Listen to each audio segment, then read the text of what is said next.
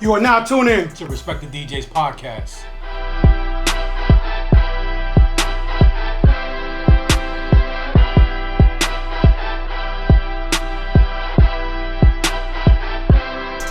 Welcome once again to the most incredible DJ podcast in the world. Respect the DJ podcast. I'm your host, DJ Junebug, alongside DJ Khaled. Let's go. Today's guest hailing from the vibrant streets of Orlando, bringing the skills on his mixes from the reggae to the hip hop. He's an OG in the Caribbean scene. Let's give it up for the one and only, the favorite selector, the general, Supa Pudgie. Thank you, DJ. So much going on. Thank you for coming today. We know you've been very busy doing these carnivals up in New York, in Orlando. Yeah, man. And I say vibrant streets from Orlando, but we know you're from the Bronx. You know what I'm saying? But you've been out for a long time. You know what I'm saying? I'm a Floridian. Yes, you're Floridian. You know what I'm saying? I would say after 5 years, you belong to the States. New York is always home, but Florida. Of course, I'm of a course. Floridian. You know what I'm saying? Right. I'm a Floridian all day. So, the OG, Yeah. the Caribbean, the general, the selector, Supa Pudgie. Respect. Thank you for coming. Appreciate Yeah, man. it. I appreciate it too, man. This is awesome. This is an awesome platform for us. Thank you. You know what I'm saying? For the DJs, for the culture. Yes. This is awesome for us, man. You know, we try to tell everybody we're not just interviewing hip-hop DJs, we're interviewing DJs. It's the culture. Yeah, it's music. Doesn't matter. Music. It's right. One of the greatest things in this world is music, Yes. and music is for us. So any type of genres, anything like that, once it's music, it's for us. Yes. Well, You know welcome. what I'm saying? So, All right. If you could just put your mic a little bit closer. okay. Yeah, much better. Nice. All right. So let's kick this off. So, how'd you get your DJ name? Well, Was there any before? What'd you first start with? there was a DJ name. They used to call me Papo Okay. because I got that little Spanish look. And, Okay. You know what I'm saying? Okay. You know what I'm saying? So, DJing, my first love was hip hop. Okay. My first love is hip hop. Like, I'm a hip hop baby. Like 80s and 90s all day. Dancehall has always been a part of my life. Reggae, soca, and all of that. But my first love is hip hop.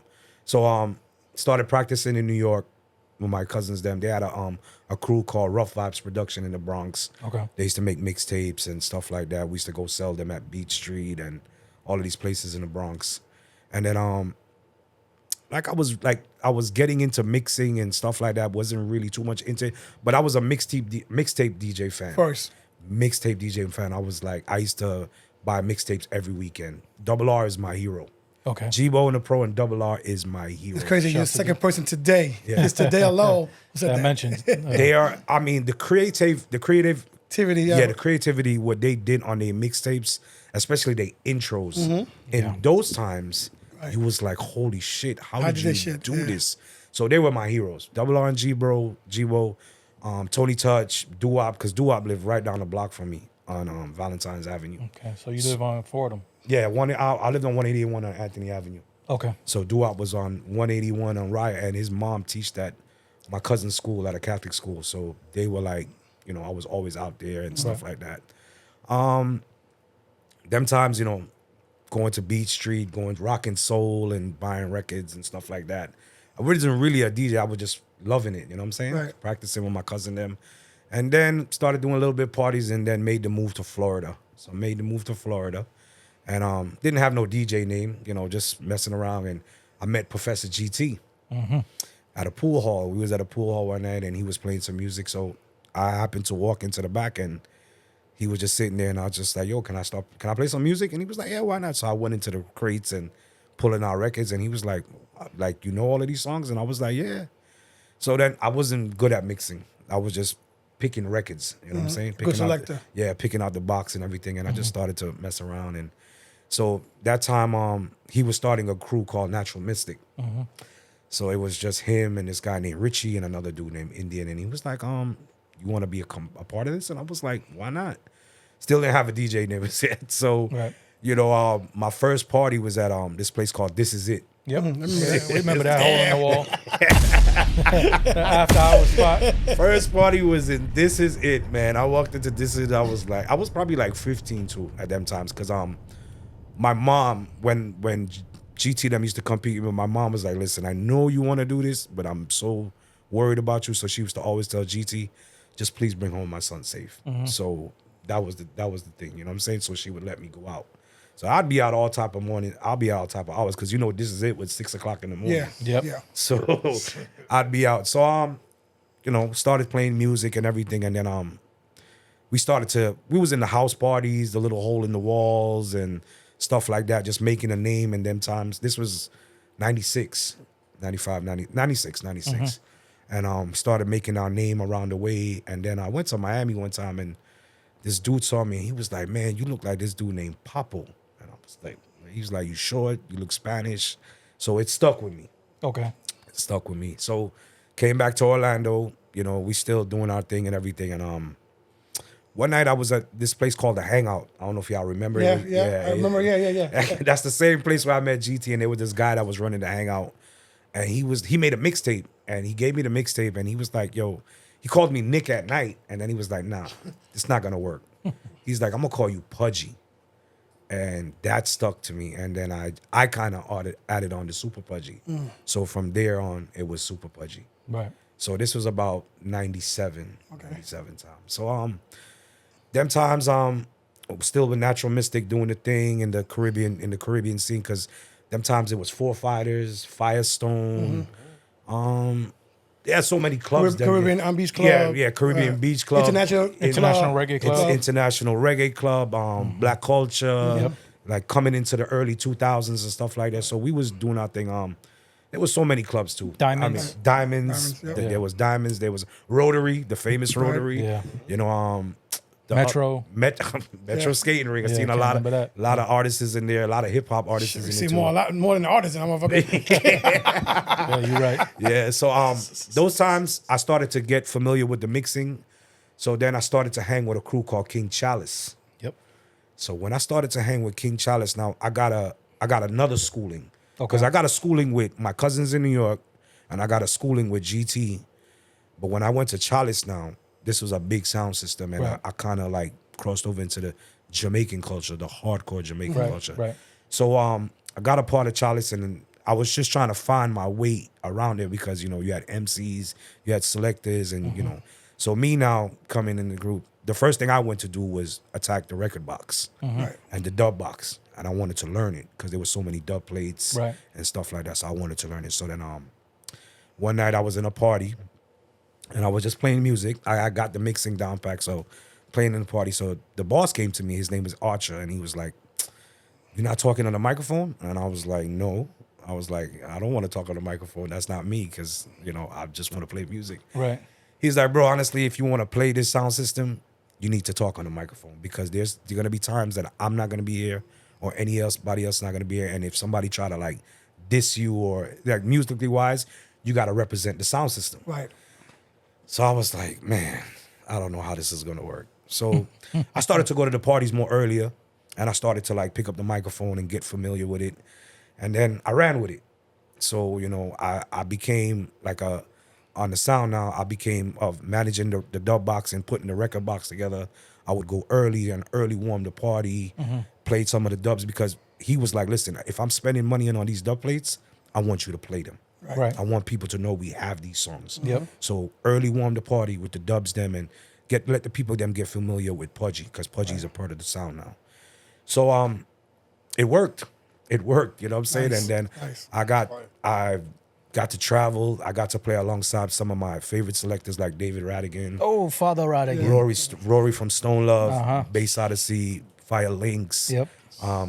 I had the honor of clashing Radigan, even though I wasn't a major part of the clash, but I was there and I was pulling songs It's and not an easy clash. helping cutting dubs too, and sending money with Western Union to Jamaica to get songs. So I felt so proud to be a part of that. Right. And, Nice. moving on from Radigan, we clashed Black Cat, we clashed Bass Odyssey, we clashed Bodyguard, we clashed Ricky Trooper in Miami and stuff like that. So it was going good. Everything was going good. So I was kind of like balancing Natural Mystic with the party scene, and I was balancing Chalice with the Jamaican hardcore scene. So I was getting schooling from Both scenes. From both scenes. So that's why I was grateful for, because Right. That's when I was Supa came in. Yeah. So yeah, with Supa in front of the name. So I was just so grateful for all that knowledge I was getting on one side and then the next side, you know. Yeah. So moving on into the 2000s, Chalice kind of like slowed down, and we were still carrying the sound, but to maintain a sound system,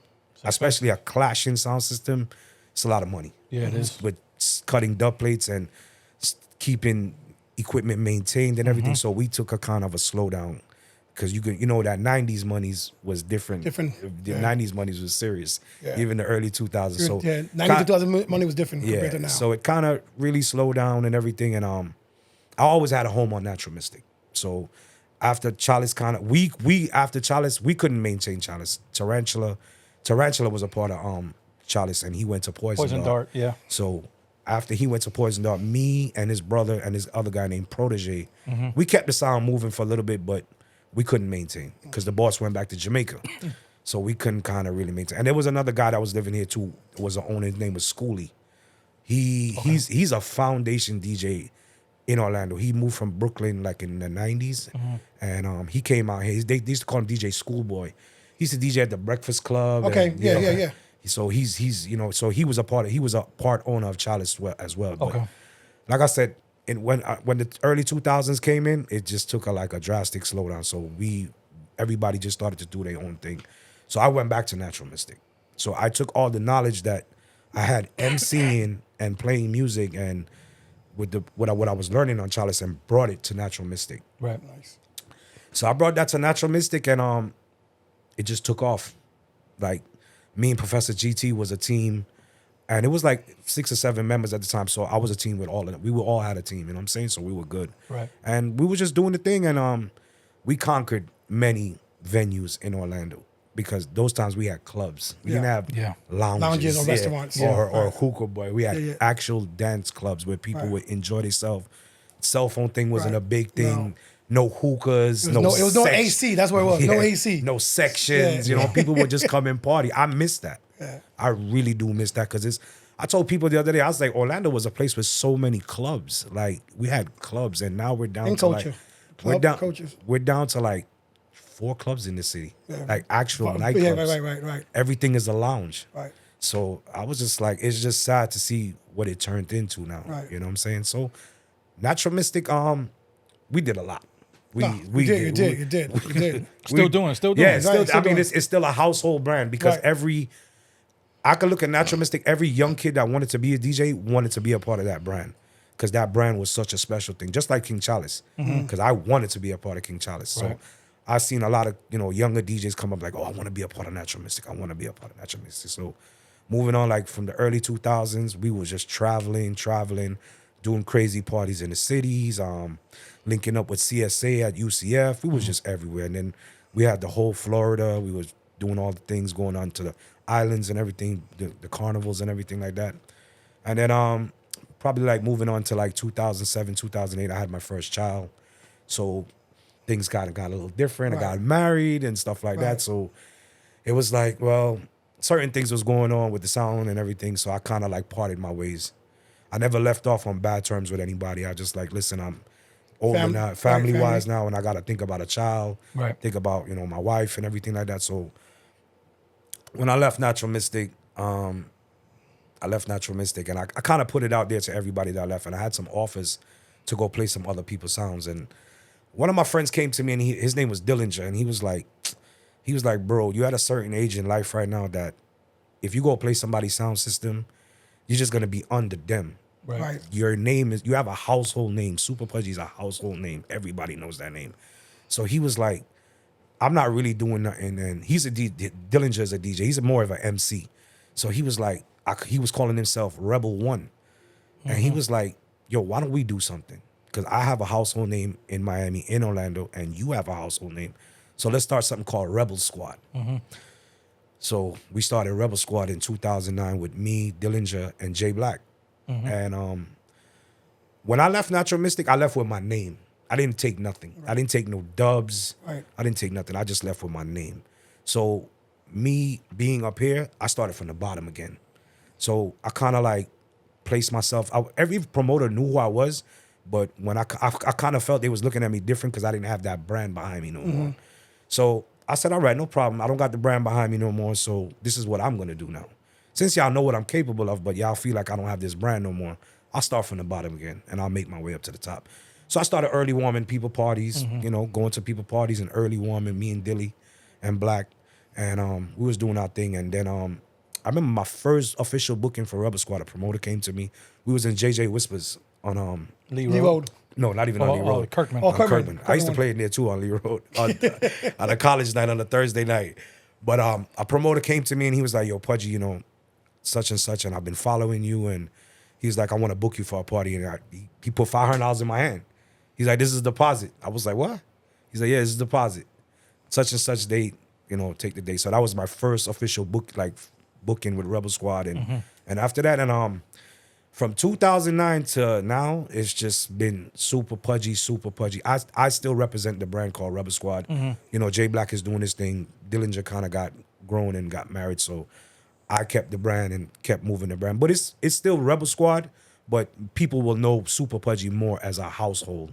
Okay. Because of the name has been with me for the longest. You know So let's take it back now. Let's go back a little bit. Way back now. Let's go back into when you first came out. Because that was it's crazy. Because for one question, I guy's name went to a lot of years. a lot of years. So we're gonna rewind it back a little bit. Okay. So we're gonna pull it up. Right. So pull up. so basically, when you first, so you start in the Bronx, right, watching your cousins or whatever. Then you come here, you link with Professor GT.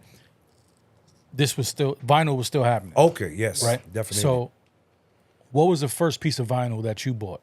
My first piece of vinyl I bought was a record by an artist named Shinehead. Okay. From the Bronx. I paid $16 for it. I will never forget. It was one of the most expensive albums I ever bought. And then after the album, you know, 45s. You know what I'm saying? But that was like my first real album I bought in New York City was what did I buy in New York City? I bought Grand Poobah.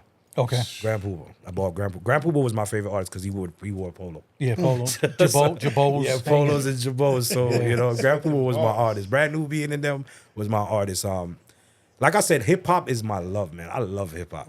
I love hip hop. Black Moon, Wu-Tang Clan, all of that. So those are my first kind of like albums that I really picked up and stuff like that. As for reggae, Shinehead was my first reggae album that I bought. And where'd you buy this vinyl from, especially like the 45s? Oh, when my first set of 45s when I came down here, I bought them at Caribcraft. Okay. There was Caribcraft, there was Dolly's, there was Mystic Vibes. And no, that was the only main three. Yeah, that was the main three. There was a main three. Yeah. I remember there was a record store down here. No, on Music Man. Osceola Parkway. Yeah. Music Man. Man. I went in there a couple times and shopped around a couple times myself. I used to like try to go everywhere around here to see what was around. Because remember, in Orlando, it wasn't Too much, yeah. Did you know didn't was have a too cut on much. records in Club Diamonds? Yeah, They did. They had a studio. They had a studio. We used to cut dub plates back Dub there. plates, yeah. Yeah, we used to cut dub plates back there. And Caribcraft had one too. Caribcraft had a dub plate studio. They had, the first dub plate studio in Orlando I went to was the one called Clean Cut, and it was behind Dolly's. Okay. So it was called Clean Cut Studios, and then the one by Diamonds, and then Caribcraft. But when we didn't have dub plate studios here, we would have to drive to Miami to cut the dubs them. What? Because a lot of people didn't have the machine to machine. accidentally Yeah, to- Right. cut the dub acetate. plate. Yeah, so So- we would have to drive to Miami. When with the cutting dubs and stuff like that, what was the most expensive dub? Boy, Bounty Killer. How much was that? That was $1,000 Okay. grand. That was the time the Bruck Out rhythm came out. Okay. When he bust Bruck Out with Dave Kelly them.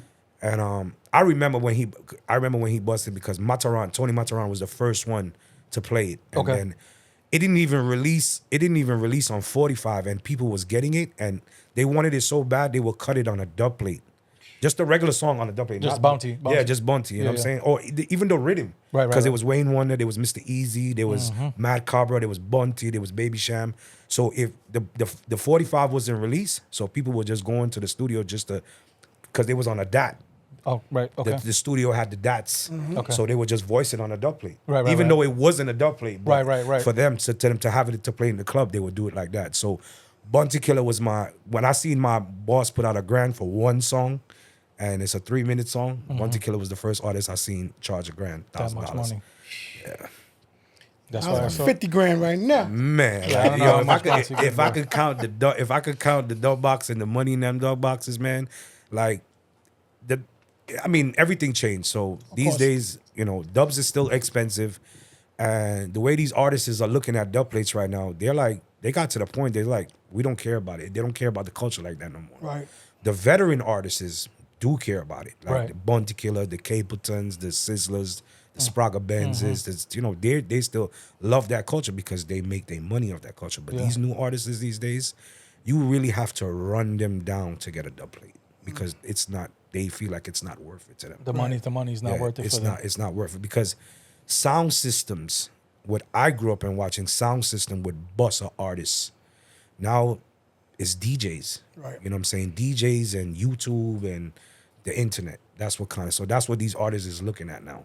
They don't really care to go to I remember artists will come to a sound system and be like, here's the dub plate. Can you please play this for me tonight? Right. You know what I'm saying? Now you gotta beg them to get it. So it's they're just it goes for the lack of respect to the DJ. Yeah. What it is. Yes. And what we actually provide and bring. Yep. You know, because without us, a lot of these newer artists, and it's more like it's dance hall, but it's more like a hip hop dance hall now. Yeah. Well, you know what I mean? Like it's I don't think it's as it was. You know, the newer artists. No. You know what I mean? It has the vibe of the dance hall, but it's not like I say dance hall has a driving force. Me, I look at these new artists. Yeah, they pay homage to the veteran artists, but it's like, well, y'all old. Right. It's our time now. And there's not too many rhythms dropping now. They're all singles. There's all right and that's now. okay. No, it's not. It's not. You don't like it? No, I don't like it because let's go Showtime, Brookout, Joyride. Oh no, you could play those. Filthy, Faith. Yeah, Right. yeah. Those rhythms had like 10 artists on it. Right. And all the songs were hits. Yeah. Remember, you would go to the store and if you didn't get the 45s, you would buy the album. The 12 inch. yeah, the 12 inch. Right. So when you get the 12 inch, you gotta buy two. You know what I'm Buy two of saying? them. You gotta buy two of them. Right. Or when you get, if you're lucky to get to the store and get the 45s, you gotta buy them. You know what I'm saying? Right. 'Cause Yep. I think them times we was paying like $225 or 45. If that. You know, if Yeah. that. And then the vinyl, you was probably paying like $10 for it. So you know what I'm saying? So now these days the artists have so much ego now. So if this artist don't like you, he's gonna tell the producer like, "Yo, I'm not voicing a song on this rhythm because he's on it." So it's so much competition and so much ego now and beef with the music. They're gonna tell the producer like, "I don't want to be on the same rhythm with him." Right. Even though back in the days you had the feud with Bunty and Beanie Man, And that but was they never let that. They never insane. let that. Stop them from some money, voicing right, On the Yeah. same rhythm. Right, Yeah, yeah, yeah. because look, Beanie Man is on the Showtime rhythm. Bunty Killer's on the Right. Showtime rhythm. There's rhythms out there where Beanie and Bunty is dissing each other and people will still buy Yeah, it. yeah, right. But these days, these artists take that personal. So they're gonna be like, yo, we don't want to do it. That's why a lot of producers in Jamaica, like Madhouse and all of them, they just like, and then everybody's a producer now. You know, you Right. get a laptop, you get a program, I'm a producer. you're a producer. Everybody's a beat maker. Yeah, I'm a beat maker. So you know, yeah. so all these foundation producers, they just like, all right, well, my time is up. I did what I did. Right, Yeah. right. And yeah, but you're right. I do not like, if you look in probably from 2019, not even 2019, probably from 2021 to now, in my crates in Serato, there's probably like 1 or 2 or 3 rhythms. Everything is a single. Every artist is A single, yeah. yeah, every artist is like single songs and they don't want a voice on the rhythm. So like right now you got like 1 or 2 little producers that's out right now in the dancehall scene that's doing rhythms and trying to get artists, like at least 5 or 6 artists on the rhythm. So, you know, we can take it back to them days. But Right. back in the 90s and early 2000s, you would have like 10, 11 artists Right. on one rhythm and But all of them were hits. hot. All of them were hot. You would want to play all of them. But that's why now to this day you can still play those rhythms. Oh, yeah. And they still ring off. Those are forever. Those are forever. That's like you go to when you think something ain't working, you pull out Oh, of the course. buzz rhythm or you Yeah. pull out, you know what I'm saying? Yeah. And it doesn't matter the age group or Nope. whatever it is, They know it. they're gonna know it. And they're gonna rock to They're it. gonna rock to it, definitely. Yeah. I mean, at the end of the day, we got to move with the times. Yeah. I do listen to new dancehall. I might not say I don't like it, but I do listen to it. Just like hip hop, I listen in my car. I listen to trap music all day in my car, Right. like Right. or 90s. I got my XM, so I listen to Rock the Bells. Right. But majority I listen to trap music. You know, people be like, you listen to trap music? I'll be like, yeah. And then my son be telling me what's going on and stuff like that. And I like UK drill. Okay. I like UK. Yeah. I like Central UK C drill. and all them like That's my yeah. dog right there, Yeah, bro. yeah. Grime. Yeah, I can get into the UK drill Yeah. hip hop. You know what I'm saying? But I guess it's just what we got to do. And if you want to do it, you're gonna do it. If not, Just call it a day. So what's happening in your car is you pushing bricks in your car. Trapping. We trapping. He pushing in his You know what I'm car. saying? He's pushing bricks in the car. Yeah. Once he steps out, it's a whole. Everything. But when I'm in my car, it's either like before I came out, I was listening to a Soundclash. I was listening to Soul Supreme versus Kilimanjaro. Okay. But majority of the time, if I'm not listening to a Soundclash, I'm listening to All right, so trap let me ask you music. this: favorite sound for Clash? Favorite sound of Clash, right now or back? Let's in the go days? back then, and we'll go right now. Back in the days, King Addies Okay. with Mataran and Yep, Babyface. yep. King Addies, Mataran and Babyface. Right now, I would have to say there's a couple songs right now, like the newer songs, like King Shine, Innocent from Miami, Soul Supreme, which was an old song, but they just bust back out Right. and stuff like that. So there's a couple, Young Hawk, stuff like that. So Yeah, clashing wise, My two all time is Mighty Crown and Rod Again. oh yeah, you can't take nothing away from Mighty Crown and Rod Yeah. Again too. Mighty Crown just did a tour. They just did Yeah, and a I tour. missed out on yeah, it. they just did a real. I'm gonna have to go to Japan to see him now. That's on my bucket list. And David Radigan too. I mean, I had the. He's still touring. Yeah, he's still touring, and I had the pleasure of playing alongside both of them. So those are memories that I will always keep to Yeah. me. My first memory, my first memory will always be to me was playing alongside Stone Love, Rory. 'Cause Okay. Rory was my legend Yep. Shout out because to Stone Love. Rory, he was a short little Indian Jamaican dude, and he had this voice. And when I would hear the tape, and I'd be like, Who the hell is "Who this? is this dude?" Yeah. And I remember one night I went to Act 3 in the Bronx. I think I was like 15 or 16, and this short little dude came in with blonde hair and came in with his big record boxes, big spliff in his mouth, and reaching out to everybody right now as we move. This is Stone Love, and then I was like, "Yo, this is him." This is Rory. This is him. Yeah, this is my idol right here, and so I was like, I was a fan. I was a groupie. I was definitely a groupie. You know what I'm saying? It's like when I first met Double R them. I was like, when I listened to their tapes, I was amazed with the intros and the hip hop remixes with the reggae, and I was just like, dude, like you guys are incredible. And they didn't talk. Only thing they said was Double R, this G-Bro. is DJ Ray and G-Bo the Pro. Double R. That's all it. they did. And Yeah. everything they did was so perfect on a mixtape. There was no flaws. Like from the intro to the outro. There were albums. Yeah, They it were was. like Yeah, albums. so I was definitely a big fan of creativity in music, especially as a mixtape DJ. Coming from them times, because right now you could do anything. You just pop up the computer and just put something together. But these guys did it and recorded, had the sampling machine And 8-track and all that of stuff, that. yeah. So that was just awesome back then to hear that. It was just awesome. Yeah, so if people don't know and people don't understand, just to explain it, but when mixtapes were made, especially like Green Lantern, Yeah. Double R, Juice, Juice, yeah. Dirty Harry. the Dirty Harry, right? Silver Surfer, all of them. There was you had a task cam, depending on your budget, a 4-track or 8-track. Yeah. And you had to literally play each record out to record it on. You couldn't go back and just drop a WAV file in and cut it short. Nah. You had to do the blend live onto the 8-track, then go back, play it again, add another beat on another track. So it was a time-consuming. Yeah. So and they was banging out mixtapes like. Yeah. Oh yeah. I mean, every couple months, I think Double R used to drop a mixtape. Yeah, if that. You It know was what I'm saying? sooner, like especially Juice. Juice was banging them out. Because we used to listen taking it back to New York. We used to listen to Double R, and I used to see my cousins then. They made a couple mixtapes as well, and we had the little Gemini sampler with the 4 banks with the big button on it. Yep. So they would record it, and it took time. Yeah. It really took time. So Time and effort. Yeah. you had to love it. yeah. So You when had to you love would it. buy that cassette and you hear that cassette, you were like, yo, they took some time. It was a production to do Yeah. this. You know what I'm saying? So that was like, it was just awesome to me. It was definitely awesome to me. Definitely awesome. So what was your first equipment like? Oh, my first, in New York, we had a Fisher turntable. And we had one technique, the straight arm straight arm technique. And then we had a realistic mixer, Radio Shack. Radio Shack? Yeah. Radio Shack, 4 channels with the press button for the headphones. And then we eventually saved up and bought one Technique 1200 and kept the Technique, the belt drive. belt drive. And then we started moving up, and then we ended up buying a Newmark mixer with the Echo reverb and all of that, with the EQ and all of that. So after that, we just kept moving and moving and moving. Right. And then I moved to Florida, and then moving to Florida, I came down. by the time I got to Florida, I then had a little 1200, and I had a Scratchmaster Gemini. So I brought that down here, and that was with me and stuff. What's your preferred equipment now to use? Once anything is in front of me, I can use it. Okay. I mean, You're from a different era, though. Yeah. right now it's like, right now I got to the point it's work easier for me.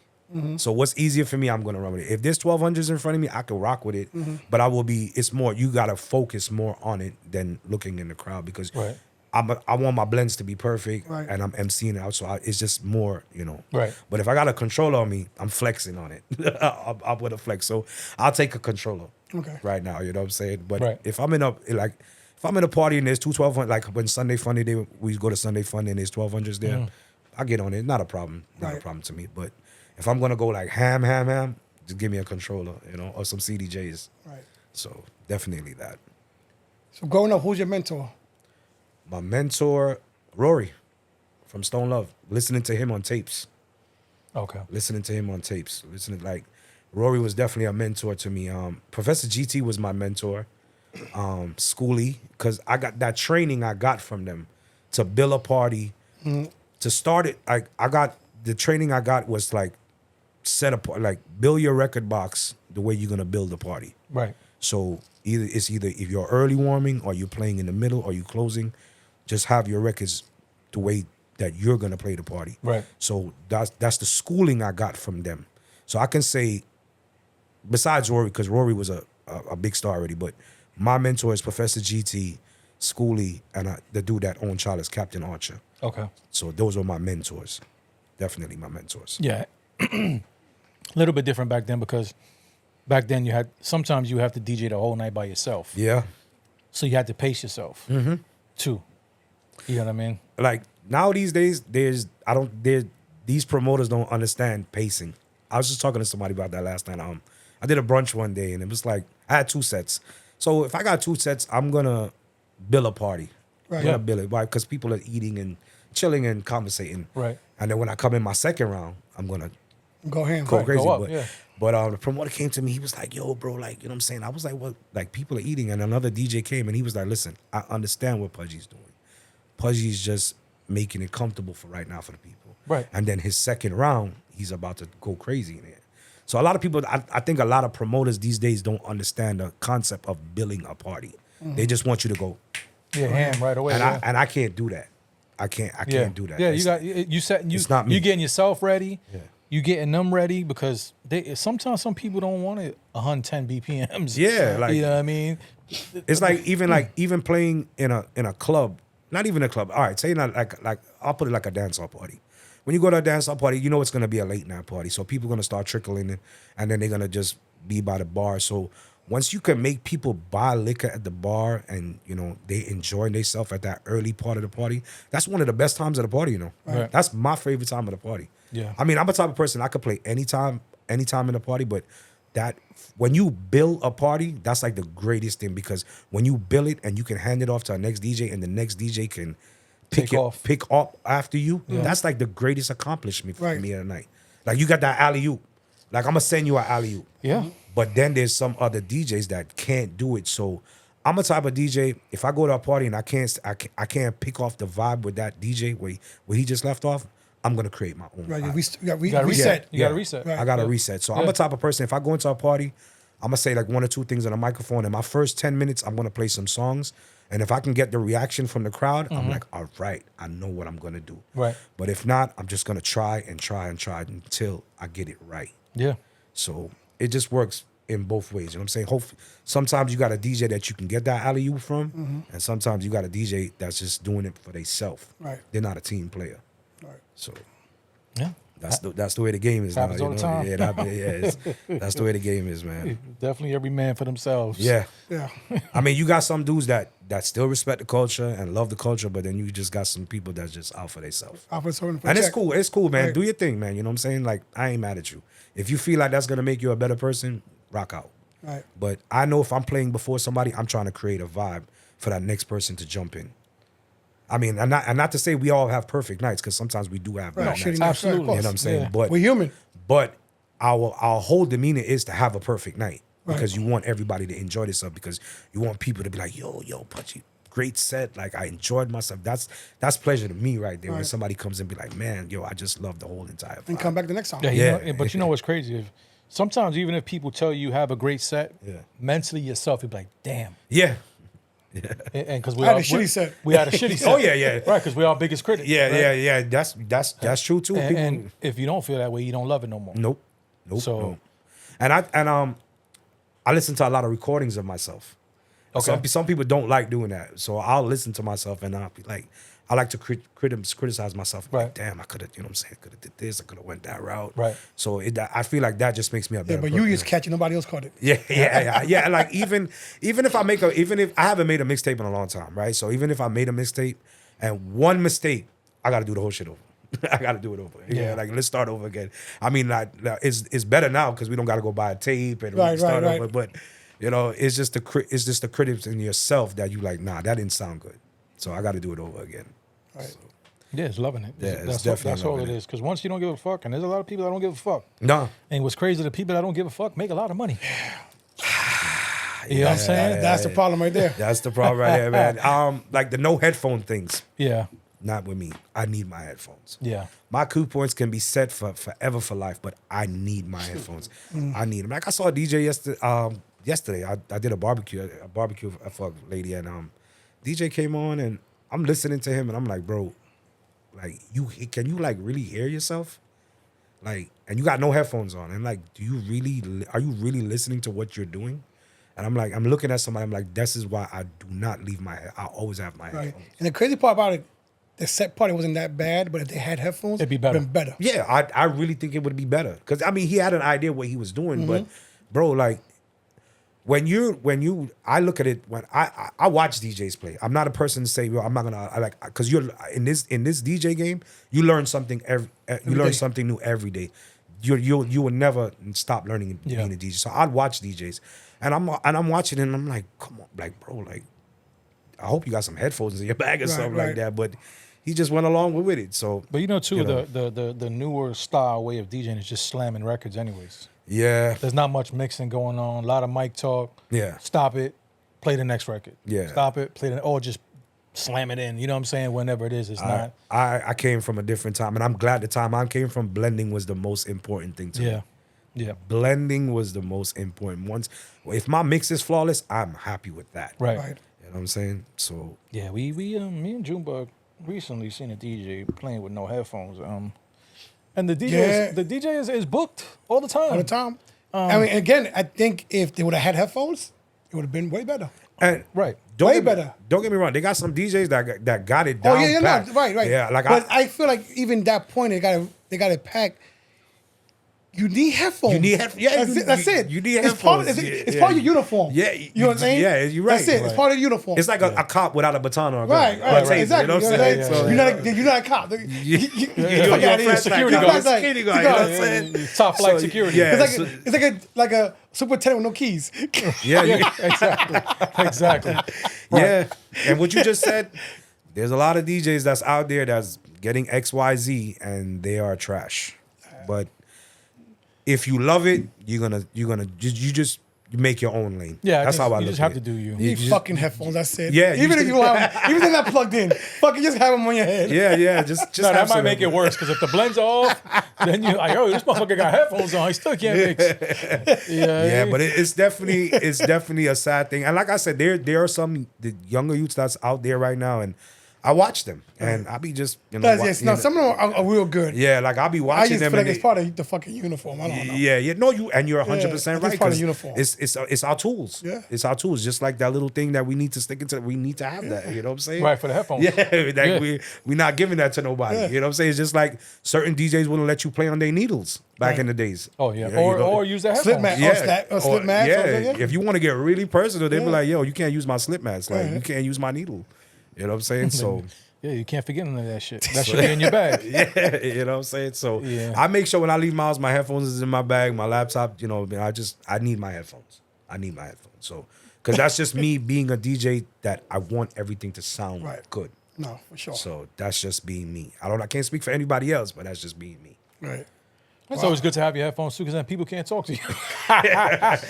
Oh yeah, can you charge this to me? Yo, can I keep my purse behind the DJ booth? Oh my God. Yeah, I mean, you got to spy. I'll put my jacket there, whatever. You got to charge it. My phone is dying. No, motherfucker, you should charge shit before you showed up. Exactly. Or just do it without your phone. Enjoy the party. Right. I know you got what a I'm plug saying? back there. Do you have a charger? Because I need. That's the worst. They show up to charge the phone without the Yo, charger. you know the crazy shit? I was with Epps last Oh, night. plug it into your laptop. Yeah, that's crazy. No. Check this out. I was with Epps yesterday, right? He was doing a Haitian party, right? And there's fucking 50 tables out there. But why is the fucking food, the drinks, the phone, the chargers on the DJ table? And I walked into this motherfucker like, all these fucking tables? You gotta pick that table? To put the shit on. To put put everything shit on? on. To put everything on, man. That's just crazy. That's crazy. What the fuck? That's crazy. That's insane. That's definitely crazy, man. I was like, okay. But I mean, you gotta love it. Yeah. If No, you don't, if that's you, why we here, because we love it. You gotta love it, man. It's just the times that, you know what I'm saying. And if you're not with the times, it's gonna leave you. No. It's gonna leave you. Like there were times I took a little 2-3 months to myself, and I felt like I was lost, like with music and everything. I was like, damn, a little 4 or 5 month break, and it's like come back, and it's like, damn, all of these songs came out. I need to get them. Right, you know what I'm saying? right. So it's to the fact that if you do take a break, it would leave you. No, I would. You know, it It would would. definitely leave you, especially the technology we in with today. You know, Right. It took- changes all the time. Yeah, like it took me a minute to leave vinyl. I hated CDs. I didn't like CDs. I didn't really care. So You still have your vinyl? Yeah. Oh, of course. Everything is still there. Dub plates is there. 45s is there. You can keep vinyl's the there. dub plates, but if you ever want to sell the 45s. Oh no! We're not selling those. Yeah. We're not. I saw you in Jamaica. I seen you in Jamaica. Yeah, I seen you in Jamaica. Yeah, you ever- and you know what's so crazy? The market for vinyl, especially dancehall in Europe, in Japan, Japan is it's insane. big. They still take pride of buying Yeah. vinyl. Yeah. That's awesome. Yeah. Like the market out there for playing vinyl is so big. Crazy. Yeah, so I respect that there's DJs out there that's still buying vinyl. I mean, I don't miss carrying the big record boxes. I tell you that. I don't Yeah. miss that. But, Right. Yeah, we still be buying vinyl, but the market out here is not. for Nah, it. it's not. You know, but them other countries, they take it very serious, especially Europe and all Yeah, that. we gotta leave this. We gotta leave here. I'm going to Japan. So I'm going. It's on my bucket list. Yeah. I'm going. I'm planning it. I'm going. And And, I I'm know- going with an empty fucking bag. And I'm coming back with a full bag Yeah, of I know, 45s. I know vinyl is very big in those countries right there. Yeah, but 45s, like they're still pressing 45s. They're still pressing Yeah. vinyl. One or two people still pressing dub plates and Mm-hmm. stuff like that to keep the culture going. You know what I'm saying? Like they do a vinyl day in New York called at VP Record Store Mm-hmm. in Queens, and everybody bring out their vinyl and dub plates, sound system, everything. We went to straight up. VP in Miami. Fort Lauderdale. Yeah, Fort Lauderdale. We went down Fucking there. prices were crazy. for real? Yeah, it depends. On what you're looking for. For That shit him, was crazy. for him, it's a little crazy. That shit was crazy. I don't But give me, a I fuck. spent a lot of fucking money on vinyl. I ain't even gonna Okay. hold you. Like I don't even know how much a vinyl costs right now. It's It just crazy. depends on the vinyl. You know what I'm saying? Like, it really depends. Sometimes you could get some shit. If you don't care, like if it's a second or third press or whatever, you could get the shit on Amazon. Yeah. You know what I mean? It might cost you $20 for an album, $30. It just But so it's how not mu- too bad. But how much is like a record in VP now? It like I said, it just depends. Like I bought not too long ago. What did I buy? You bought a couple. 45s. No, but when I've ordered from online from them too. So I ordered something and I think it was like $5. Oh, okay. So Nah, like nah, 45? 45. Nah, there's day more than $5. No, it just depends on. Yeah, it depends. Oh, But- okay. So for example, Night Nurse, right? Classic. That one's $20, but it's a classic. 45? Yes. Wow. So like I said, it depends on. How many copies you got? I got it on. I don't think I have it on 45, but I have it on the Best of Gregory Isaac album. Right. I know so that.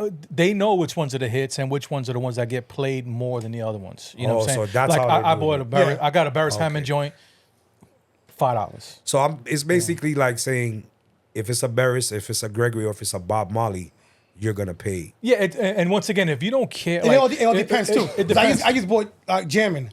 I got it for $3. Yeah, it 45. depends where you getting it. Where you get it from? How bad you want it. Right. If you want, who's selling it? If Right, you want who's selling the, it? but it's also if you want the first press tough gung, Yeah, 45. yeah. You're gonna pay You gotta- the money. you gotta pay some money. because You gotta- it's the first press. You're Yeah, gonna pay. you definitely But if pay you some don't money. care that it's a repress or anything like that, so for example, I buy represses because I play those, right? So if I find the original, I'm not playing that shit. You keeping that? Yeah, you keep. I keep that for my kids. Put away for yourself. Yeah. Right, but the represses or there's some bootlegs and shit that I don't care. I'll buy them shits because I'm gonna play them. Okay.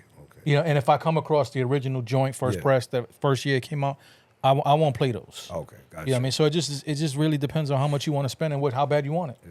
You're right. You know? I mean, I took pride. I kept my vinyl. I kept all my mixtapes and everything. I kept everything, man. I made sure I held on to everything. So yeah, I got a bid right now on eBay for Althea and Donna Uptown Top Ranking. Wow, that's something. Yeah, right. That's some. I'm pretty sure that's some money too, right there. It's not too bad. You know, I paid a lot for some. Okay, I'm not gonna say how much, but his wife.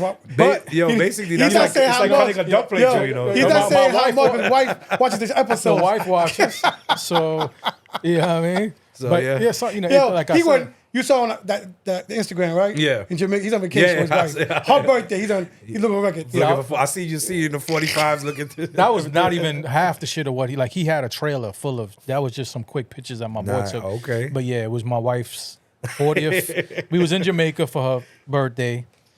My boy was like, "Yo," so we left the wives at the hotel and we went to the hood. Yeah. You know what I mean? Dude pulled out some shit, so. That's he had. That's an addiction. Yeah, it is. It is. Yo, my man just left the telly, I gotta get these records. I gotta get these records. But you know what's even better? That my wife was like, "Yo, go do what you gotta do." See, that's the biggest blessing right there. Yeah, where wifey be like, "Yo, go do your thing." But what we do now though, basically, when we know we're going somewhere, like when you go, okay, we look for record stores. Record store there. Yeah. Yeah. But like the best thing, she had her drinks, she had her food. They was on her beach. Her sisters was there. They was having me and my he had all planned out. Yeah, I like stuck it. out. Yeah. You know what I mean? I'm going to DR in a couple weeks, and I'm gonna do the same thing.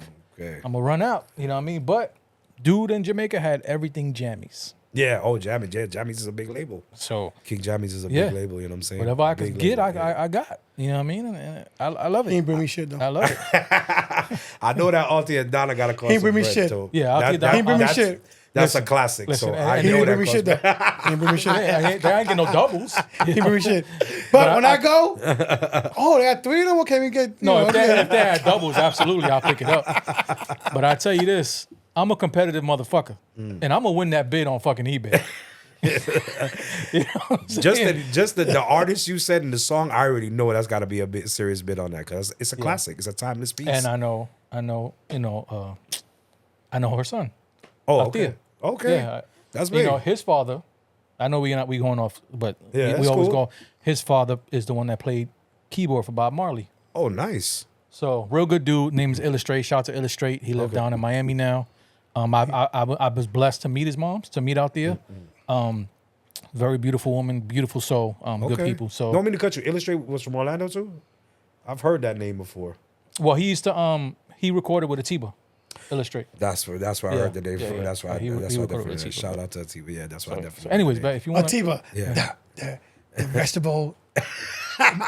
Where's my mango tree? you want some vegetables, I need my you want mango some tree. Nah, I want mango tree. farmer. Yeah, man. Shouts out to I love Atiba, Malika, Atiba. man. Yeah. Shouts out to them, man. So Keeping anyway. costs Body and up. soul. Make sure. Yeah, but that I mean, like I said, vinyl it's a great thing. You know, it was. I mean, like I said, people. I respect the people that still collect vinyl, still love vinyl and stuff like that because there was a time that we loved vinyl like crazy, and you guys are still carrying the culture. So that's awesome. And you went from vinyl to CDs. Yeah, it took me a minute though, because I think I bought my last album in 2005, and it was Buyout Rhythm, and I think I went to Caribcraft and I bought it. Yep. And then I made the transition over to CDs for like a year and change. Yeah, and, CDs didn't last too long. Yeah, because You had to be on top of it, but it didn't last too long. nah. Yeah. So I For in a made year, you probably had like 20 books, but yeah I made Right. that transition for like a year and a half, and then I saw that. Right. Scratch Live. Scratch Live, I yeah. saw that, and but you know what? I seen someone playing on a computer. It wasn't Scratch Live. It was the other Scratch. Final Scratch, and that was in like 2004, and I was amazed. I walked into a party, and I'm coming. Matter of fact, it was Caribbean. It was Sunshine Bakery, Okay. and I'm walking in there with a dub box, a LP box, a 45 box, struggling, and there was this dude on a laptop playing music, and I'm like, what the hell is this? Right. And he was just, it was G-Pow. G-Pop from Black Culture. Right. That was the first man I ever seen playing music on a laptop. And I was like, and then a couple months later, Poison Dart went to World Clash and they played on the computer. And I remember they had it something went wrong with it, and they had their dub box in them, so they had to end up using their dub box still. But I was like, yo, what is this? And then 2007 came around.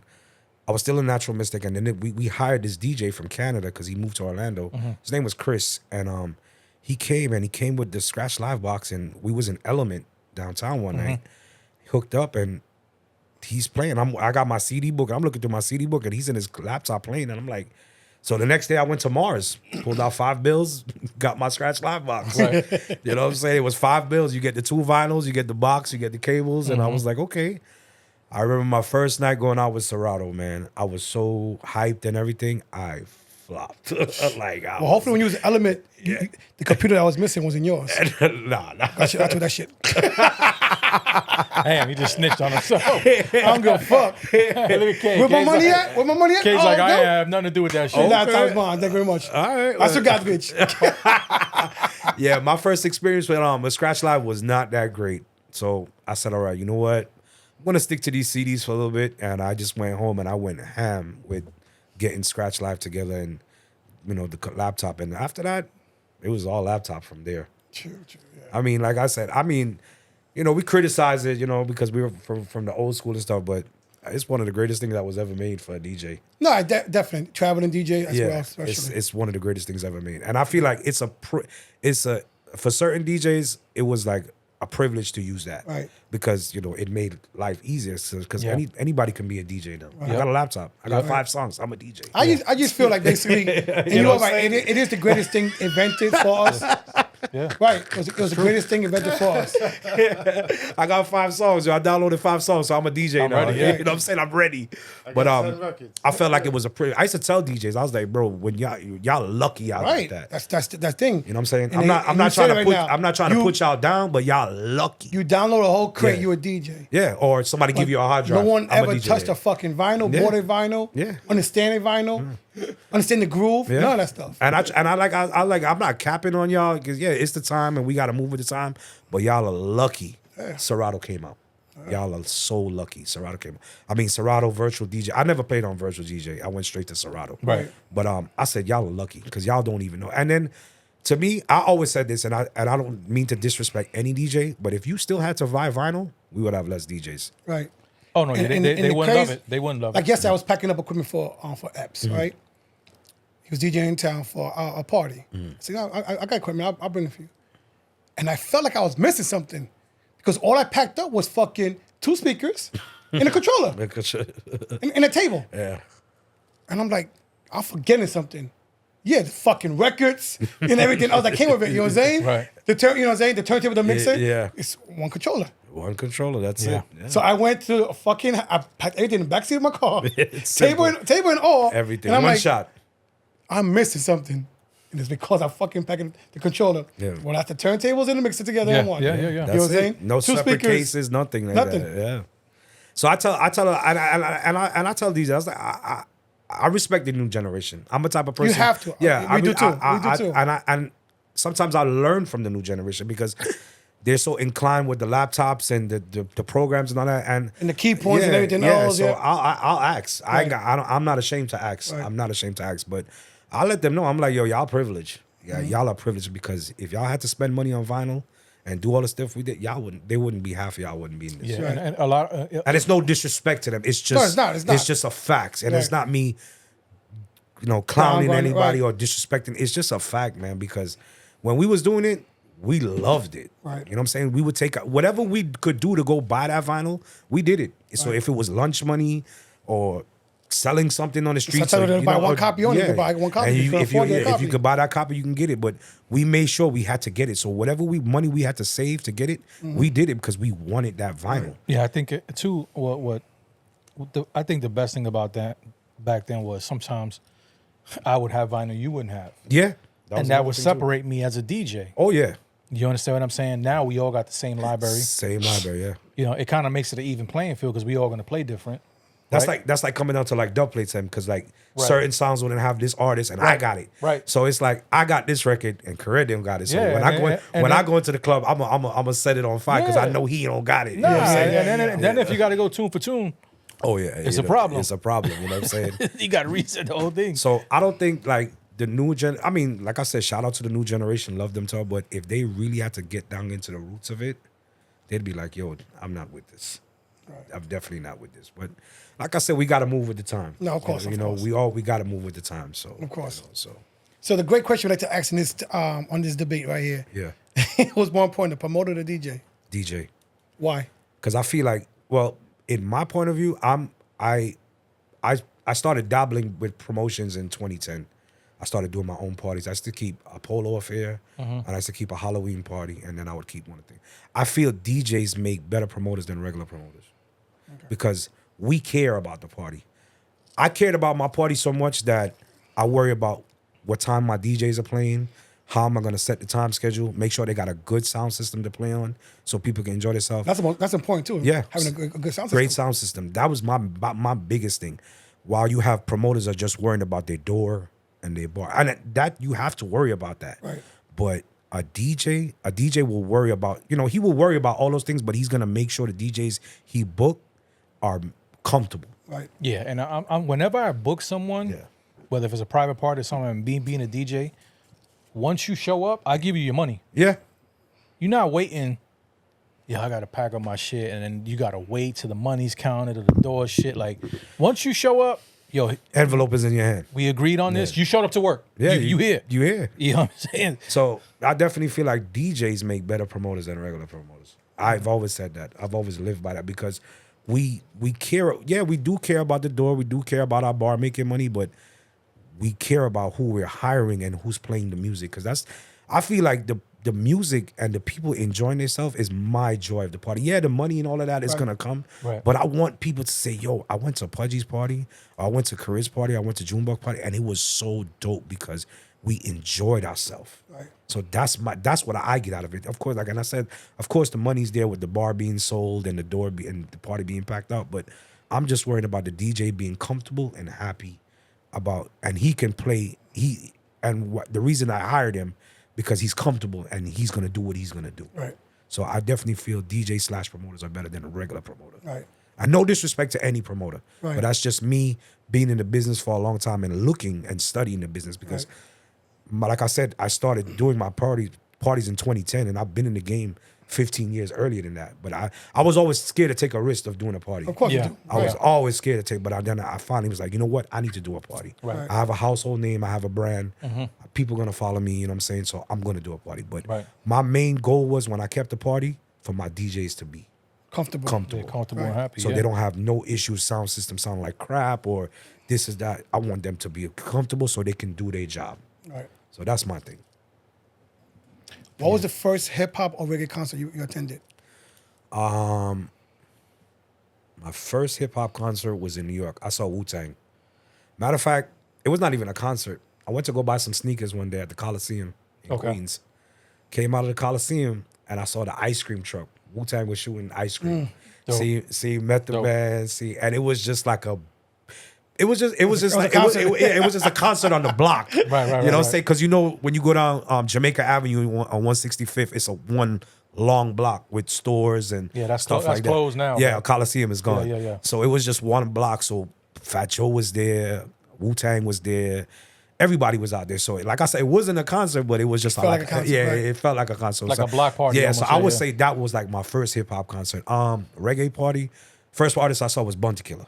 In New York. Bunty Killer because Bunty Killer was my favorite artist. Right. So I saw Bunty Killer. I seen Beanie Man and stuff like that. So, but favorite reggae artist performer, Capleton. Capleton? Yeah, man. Okay. You're guaranteed to get at least 2 hours of energy on stage, like nonstop, right? Fire after fire. Like there's no boring parts. If you see like Capleton or Elephant Man or perform or Beanie Man, I seen Beanie Man perform 2 hours straight in Metro Skating Ring one night. All right. So if it was a versus, right? Yeah. Capleton versus Pudgie. Who you think, I gotta give it to both of them. I can't even pick sides. I can't. It's not easy. Because It's definitely not easy. Well, I'll give Capleton the energy. Buju has the energy, but when Capleton touches the stage, it's just a different energy with him because he's so energetic. Buju's an energetic artist, but Buju is a very laid back. He has his spurts. Yeah, but you see Capleton as he touches and as he finishes, it's just nonstop. Just like Elephant Man, just like Beanie Man. It's like Bounty Killer's like Bounty Killer and Beanie Man. Let's put it like that. Bounty Killer is a hardcore gangster artist. Right. He got his girl songs and everything, you know what I'm saying? But you see Beanie Man is a dancing artist, a gal artist. He's an all type of You around still artist. think he king of dancehall? Or you think Vibes got that? Oh man. You think War Beanie Boss? Man will always be the king. Okay. He started younger. He started younger. Vibes Cartel took it to a different level. Right. So I have to give. I am a Vibes But Cartel. we also lost a lot of years too being locked up. Yeah, Oh, he's still recording. I mean, he's Yeah, still recording, but yeah. it's not. But he's not out in the public though. It's you know not- what I'm saying? Yeah. They just last week they he was supposed to come out because he's sick.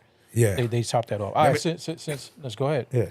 Since you's a GT man, right? Marsha or Kess? Marshall. Been doing it longer. Longer. And Kes, I just did a show with Kes Carnival Weekend. Kes is a great Amazing artist. Yeah, amazing artist. Yeah. Great performer. But there's nothing wrong with a great artist and a performer. But you see, when you got that energy that you can deliver into the crowd, you're phenomenal. Right. That's why I can't Capleton and Buju, I would have to give it to Capleton. And Buju's a great artist. Yes. But I would have to give it to Capleton. Beanie and Bounty, Bounty Killer's my artist, but I have to give it to Beanie. Yeah. Because Beanie is gonna go into a show and entertain you for 2 hours. Yeah. Killer might come into a show for like an hour. He'll have his one or two because they want to hear all the Badman song there. Right. Yeah. Like, boop, boop, The boop, boop. gunman But too. you see, like Beanie, I got entertain the girl. Him I got entertain the dancing crew, and him I got entertain the Badman them. Right. It's just like Ellie and Capleton them. So there's great artists, but then there's artists that will just rock the whole show. Right. So those are the artists. That's why I can't even compare Capleton and Buju. Like, you know what I'm saying? Because they're both great. Yeah. Both great. So definitely. All right. that. So if there was one artist that you can tour with, dead or alive, who would it be? Dennis Brown. Okay. Dennis Brown is my favorite artist. Like Dennis Brown. I could have a bad day and I could just go listen to some Dennis Brown and I'll be all right. Like Bob Marley, they say Bob Marley, but I just feel like Dennis Brown is a great artist. And I never got to meet him or nothing like that. I remember I was about to voice him on Dubplate. Okay. Getting ready to send the money to Miami and everything to voice him and then he flew to New York and he passed away in New York. But Dennis Brown, it would have to definitely be Dennis Brown. And that's just me being the love for music. Yeah, I man. mean, I know he's Yeah. an older artist. Yeah, and don't all matter. that. Anybody. Yeah, it would be Dennis Brown. Dennis Brown is my favorite reggae artist, like favorite. Dope. What is your goal when you're DJing at the club? My goal is to make everybody happy. My goal is for that. To be honest, I don't like DJing for 30 minutes. I don't like DJing. If I can get a good 45 minutes or an hour or anything more than that, I'm good with that. My goal is to go into a party and make people enjoy themselves and make people really come back and say, yo, I'm going to come back there next week and see Pudgie DJ because I want to see Pudgie DJ. Right. So if I can get me a solid 45 minutes, I'm trying to like do a little bit of R&B, do a little bit of hip hop, some dancehall, some soca and Afro beats. I'm trying to get all of that in a 45-minute set. That's not easy. And it's not. Yeah. You know what I'm saying? But that's why I don't like. If a promoter calls me like, yo, bro, I need you for 30 minutes, I'm like, That's not. it's like whatever. You know what I'm saying? But if I can get me a good 45 minutes to a solid hour or a little bit more, I'm happy with that. Right. And I just want people to really enjoy this because this is the enjoyment in people parties these days. Right. Yeah.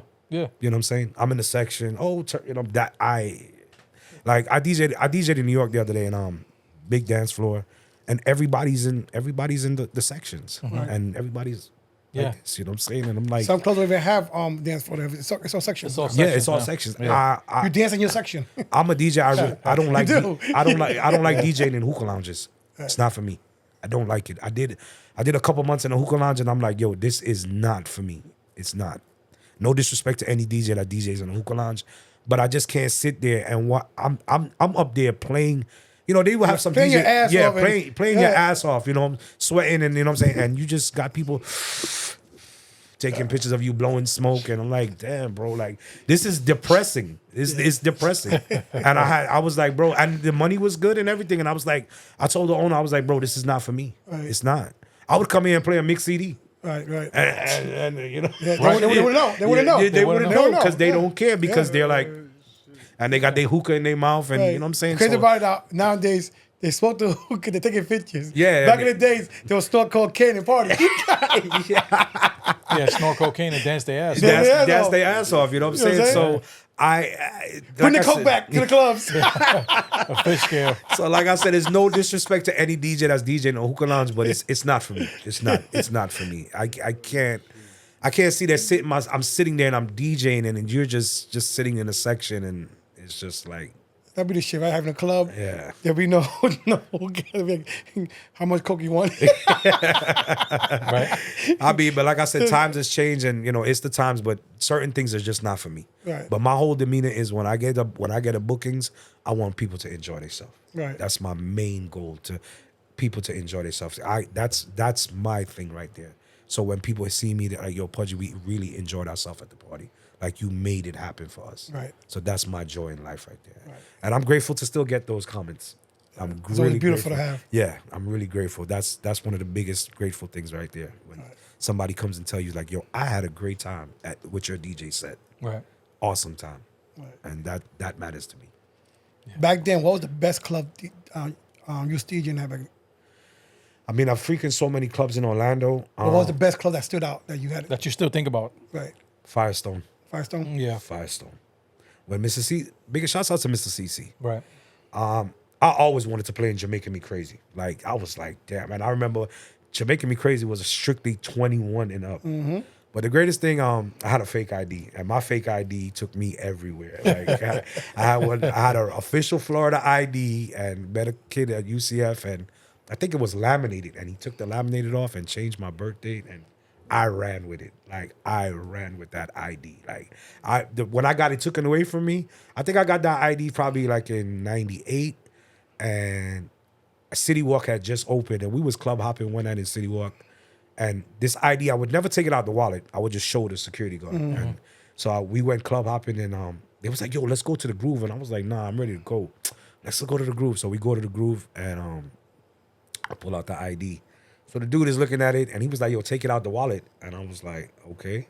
So I took it out the wallet. So he's like, yo, come here. One of those motherfuckers. Yeah, just one. I was like, damn. There's always bro. one.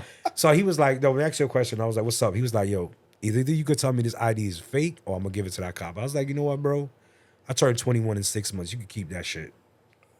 Rock out. Do what you got to do.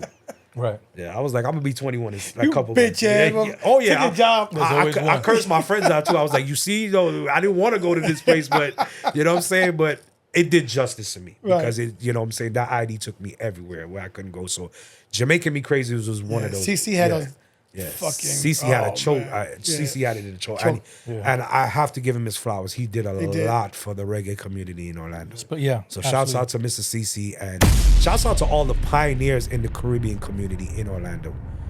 Big up to the hip hop community as well, because I'm a big fan of hip hop. But shout out to the pioneers that made this city. That because remember, everybody thought Orlando was just Mickey Mouse. Yeah. We They had- still do. And they still do. And I think it's going back to Mickey Mouse really soon. 'Cause- Yeah, because I mean they're really killing nightlife in Orlando. They're really. I mean, we're down to 4 clubs. Yeah. There's no more Roxy's. There's no more Firestone. There's no more like clubs. Like we don't have clubs. There's no more Palladium, Silhouettes. There's no more of that. all the big clubs are done. Yeah, and I think we have what Beecham, which Beecham is the we biggest have club. We have Beecham left. We have well, Celine. Firestone is still open. Yeah, but it's what like is- It's more a concert venue. venue. yeah, now. more concert venue Right. and EDM. We have the Mangoes. But that's not really it. Okay, so take Mangoes out. So Beecham. Beecham? What's the shit on Celine. What was Kairos? Celine, right. What was Kairos? and what was the other shit? Tier is a nightclub. Tier. I could say Tier is a Tier. nightclub. Yeah. Tier. And Rum Jungle. Yeah. Because Lux is closed. Yeah. Roxy's is gone. Box is gone. Palladium is gone. Hush Yeah. is gone. Yeah. Anything that was named as a nightclub is gone. Like, What dance about club. on Well, Blue Martini, that's all international. That's like a Mango's. Yeah, Yeah, it's a Mango's. that's like a Mango's, like Yeah. a official club. You know what I'm very saying? nice, yeah. We down to 4. Yeah, there's not. We're down to 4, and Orlando had great clubs. Yeah. Orlando had some great. What's that clubs. new spot they have across from call it International Drive? It's like almost like a outside like a theater almost. Legends. Legends. I wouldn't. That's not a club. That club. That's like a catering It's hall, it's right? a Like an event hall. It's I a would say concert I would hall? call it a concert hall / restaurant. Because I know the owner and everything, and I knew a couple promoters that try to do a weekly event, and I'm like, and I So told fucking him, big, it's big. and I told him, I said, bro, I said this is not a nightclub. I said this is where you do Concerts, a right? concert, or Right. you do like a special party, like a once a month thing. But people's not gonna come here every Friday because you got one big space, Right. and then you got one bar. One little bar, yeah. You know what I'm saying? So One little ass bar too. It's a yeah, small bar. it's yeah. a small bar. So it's like Rum Jungle. When you walk into Rum Jungle, you got 4 bars. Right.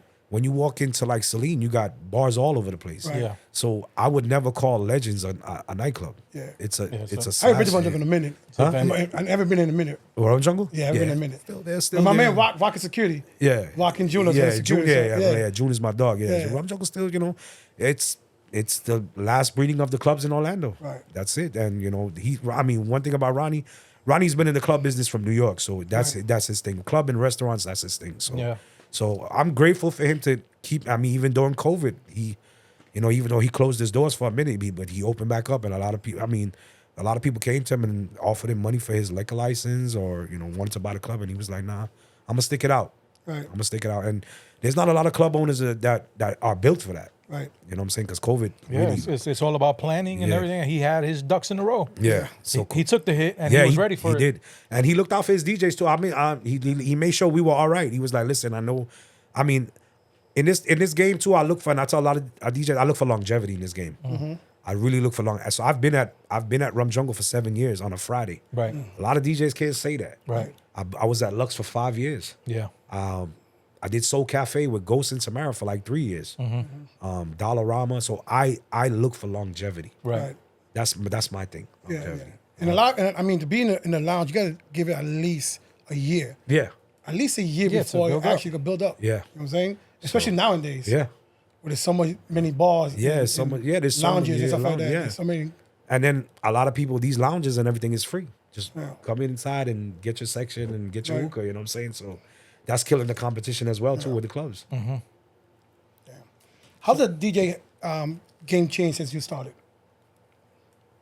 I mean, it changed. It changed. The technology took over and it changed. And like I said, I'm not fighting anybody, and I'm not to sit here and say, well, you can do this and you can do that.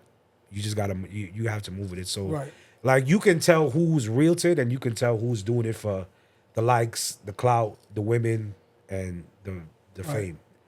I don't care about that stuff. I don't Those care days are about over. that. My goal is, like you said, is to make people enjoy themselves. Right. That's my main goal. You know what I'm saying? I don't really care to do the likes and the clout and all of that, and I want people to come out and enjoy themselves. And when they see me, yo, Pudgie, I really had a good time tonight. What's- That's my enjoyment. What's one song right now that flips the club upside down? Old or new? Like, give me one old, one new. Any genre? And it don't matter. Yeah. Whatever, you know that you put it on, So flip. they gonna go crazy. Damn. As for dancehall, any buju. Any buju. I mean, there's so many, bro. Right. I can't even. I'm gonna be. What's your biased. most play on your laptop? You know your most played. I would have to say I Love My Life with DeMarco. Right. Makes sense. Mr. Vegas, I Am Blessed. Yep. Songs like those with meanings will always have a big impact in a party. Yeah. It's like a go-to. Right. Like if I'm having a bad night and like Something ain't working. Yeah, something ain't Right, working. That's what I meant to say. yeah, right? So, if something is not working and I got a go-to, it would probably be something like that. And if it was like hip hop or something like old school, something like Notorious B.I.G., One More Chance, Method Man and Mary J, You're All Right. I Need, something like that. Right. Something like that. So, what is one genre of music you listen to that people wouldn't think you listen to? A lot of people surprised that I have so much love for hip hop. A lot of people, even though I come from the Bronx, Right. a lot of people was like, bro, you really like hip hop like that? I was like, I love hip hop. I love hip hop. Why have you stuck yourself only to Caribbean? I you see, that was one thing that people used to categorize me. I never wanted to be categorized as a dancehall DJ because I can play soca, I can play R&B, I can play dancehall, I can play rockers, and I can play hip hop. So I never wanted to get stuck in the barrel with the crabs. So I made it known to every promoter that I'm not just a dancehall DJ. But they book you mostly for the yeah, you know what I'm saying? But at a point, I got kind of like, the way dancehall was moving, it wasn't for me no more. I had my time in dancehall.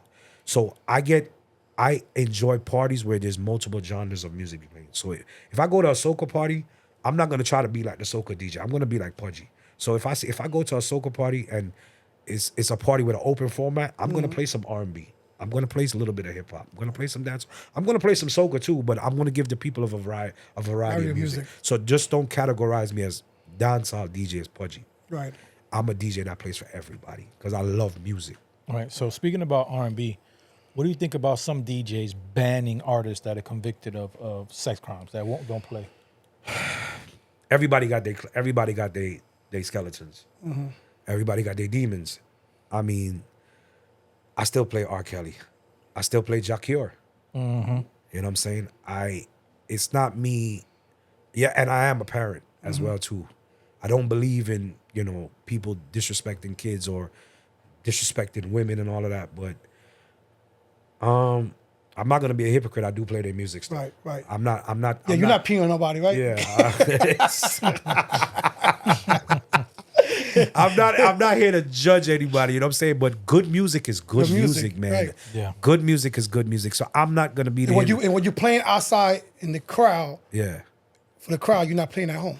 Yeah. You know what I'm saying? So that's I remember when the R. Kelly thing hit and we was at Soul Cafe. I was a resident at Soul Cafe because I was a resident at Soul Cafe for like 4 years.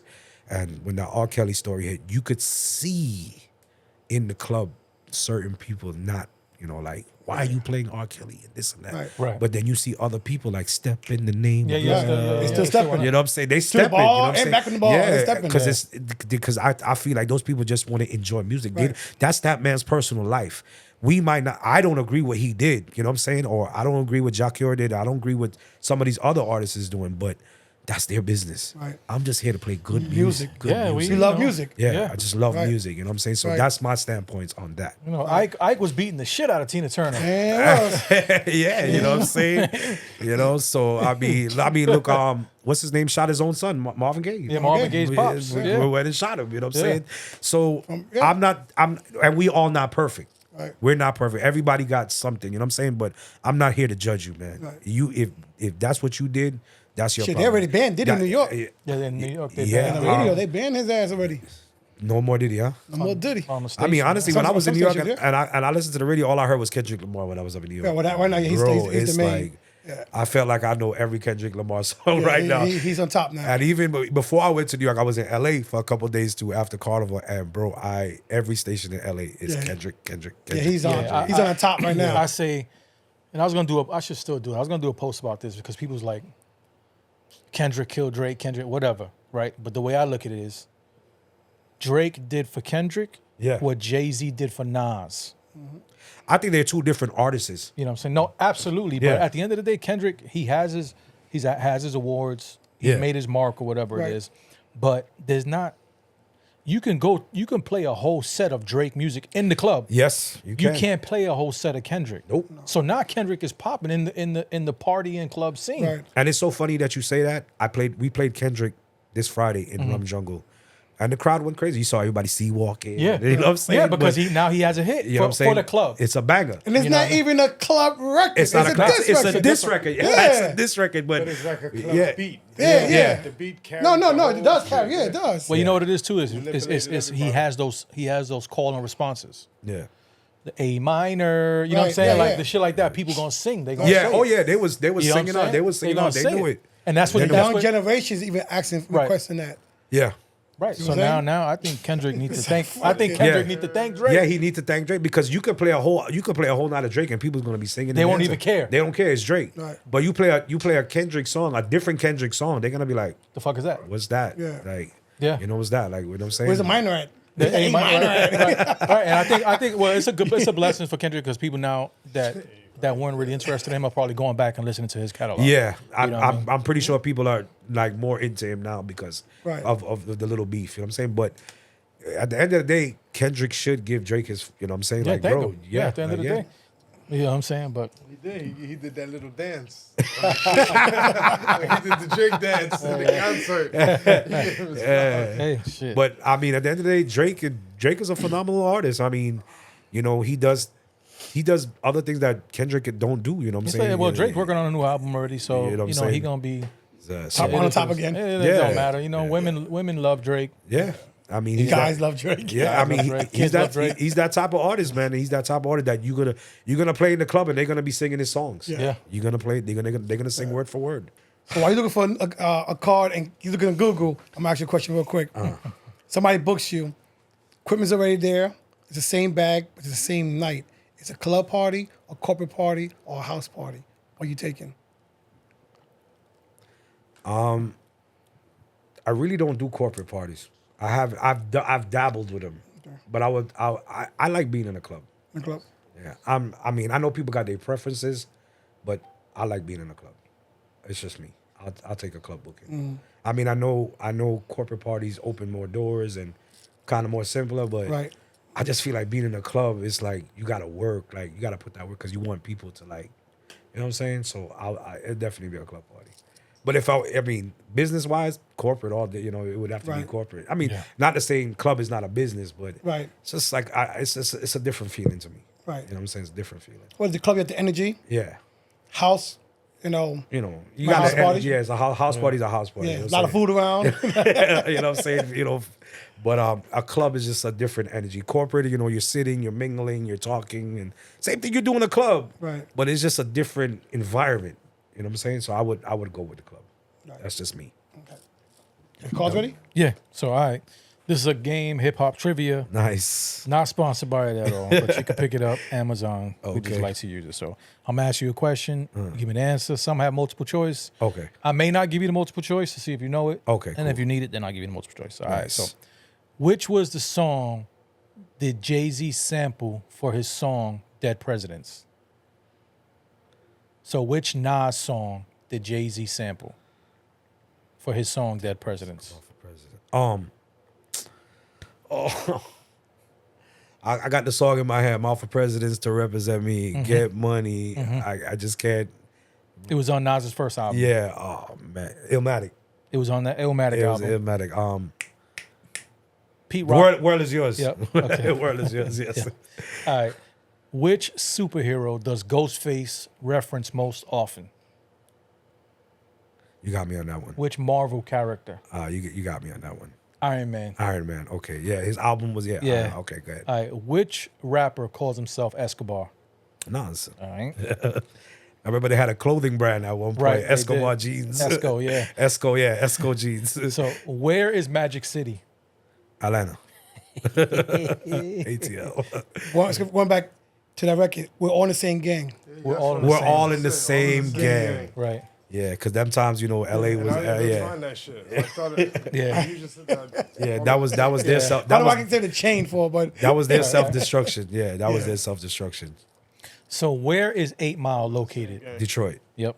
See, this was easy for him. did we get all the samples for him? How many samples did we do? Only 2 or 3? No, we did. We did Before? like, Yeah, we did that for Shit, yeah, I wasn't yeah. paying attention. There was another sample that I thought he would know. try play it. Let's see.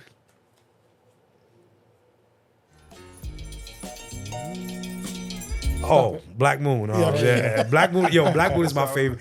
Buckshot Shorty, Smith and Wesson, Helter Skelter, The whole duck down. the whole Duck Down. Like, that's one of my favorite groups, man. Buck 'em Down and yo, anything that Black Moon and Smith and Wesson, the whole Duck Down crew did. I was Wu-Tang Clan and Buckshot Shorty. Then those are like my top. Like, That was a classic. yeah. I may have Not a some. group, but the Le Fleur, Le Fleur. Oh my God. Hey, I may have some. That beat was phenomenal. I felt like it was a beeper ring. Yeah. When you I felt like I was like, yo, I was amazed. Even the video was crazy. Yeah. When they all in the with the fire pit and you know what I'm saying? Like, yo. Yeah, if you're interested, I may have some doubles or some triples of some duck down. Okay. If you want to trade some 45s. Yeah, he done skipped me. He didn't even ask me. I'm gonna have to go to my mom's house and see what's popping over at mom's crib and see what's going on at mom's crib. In the crates. Okay, he skipped me. He didn't ask if I needed him. It don't hurt to You know what I'm ask, saying? right? It don't hurt to ask. Yeah. But yeah, man, Duck Down and Wu-Tang, man, they're phenomenal, man. They're phenomenal. Like hip hop. Correct, you ain't shit. I got you. I know June got them already. That's why. Yeah. Hip hop is definitely great. Hip hop was great, man. It's still there, but we got the roses of hip hop. Yes. We The- got the the best roses. of it. Yeah, Yeah. we got the best of it. We got it. Yeah. You know what I'm saying?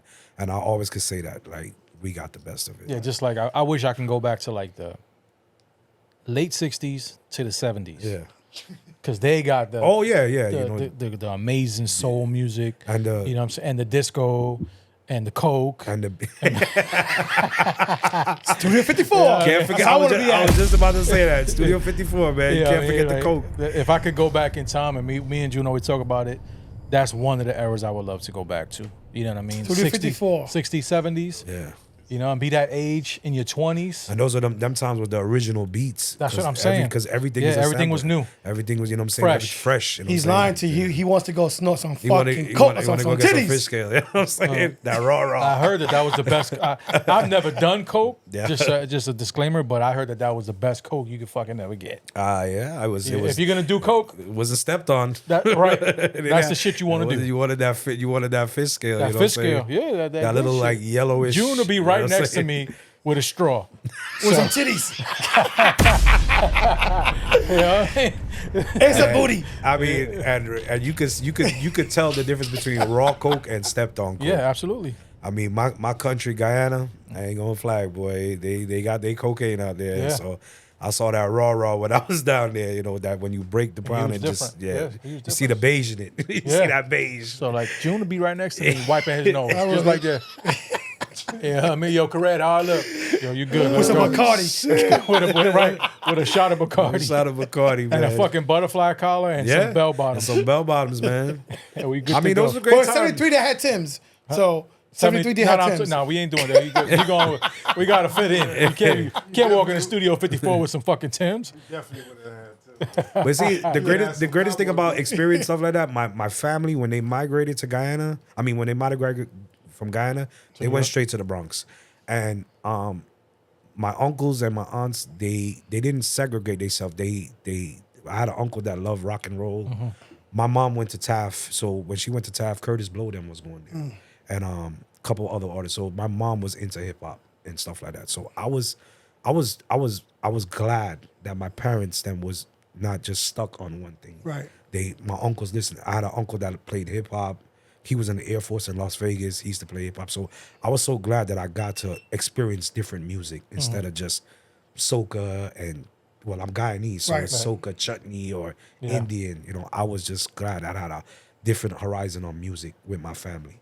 So that made me happy that my mom, they moved to the Bronx and got to explore that culture in the 70s and 80s. Because I had an aunt, she was in the gang and stuff like that, you know. That was the era for gangs. Yeah, you know, gangs with the jackets and stuff like that. So I was proud to say that I was from the Bronx because I got that exposure to music. Right.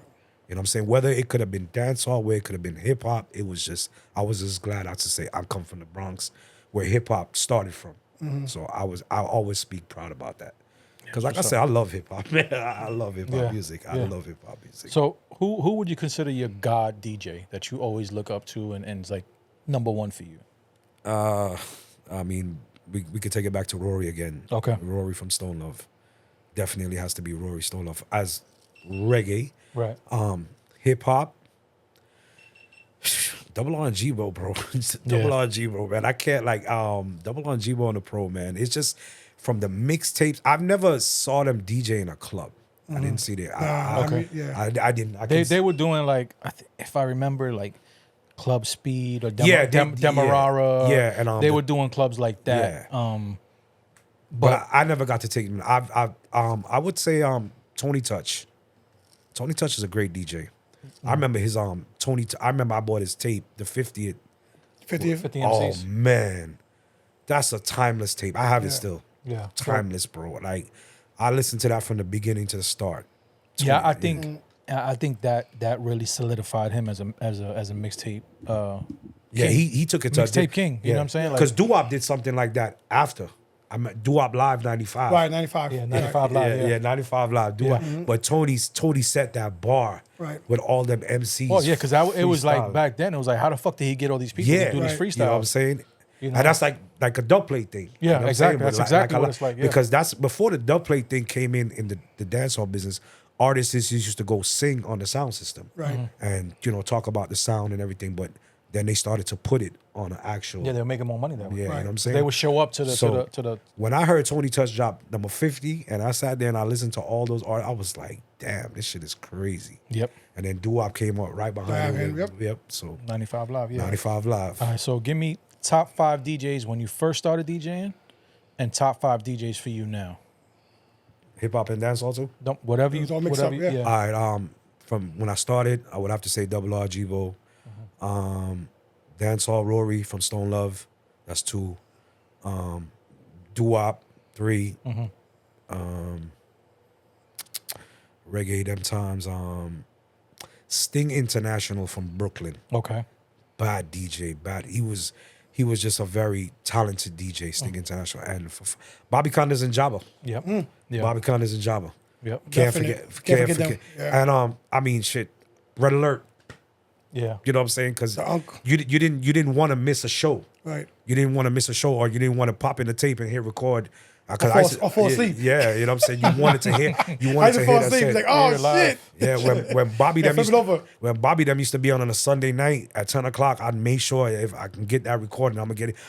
One more person I forgot, David Levy, that used to be on 100.7.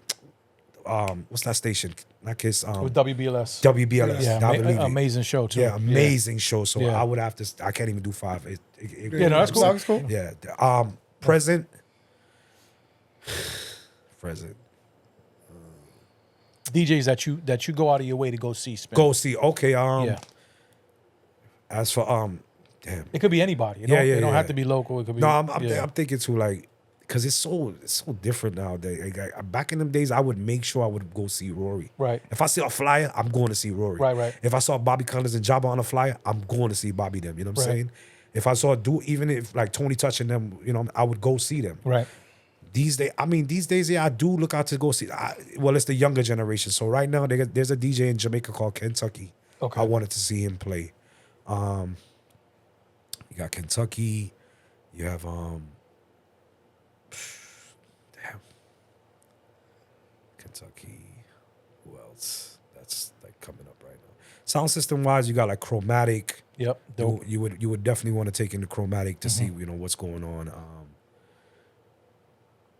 To be honest with you, as far as hip hop DJs, I can't name anybody right now in the future that I would to say is my top 5. I can't, and it's not me being biased. I don't really see anybody really like that out that in the game like how it was when we were growing up.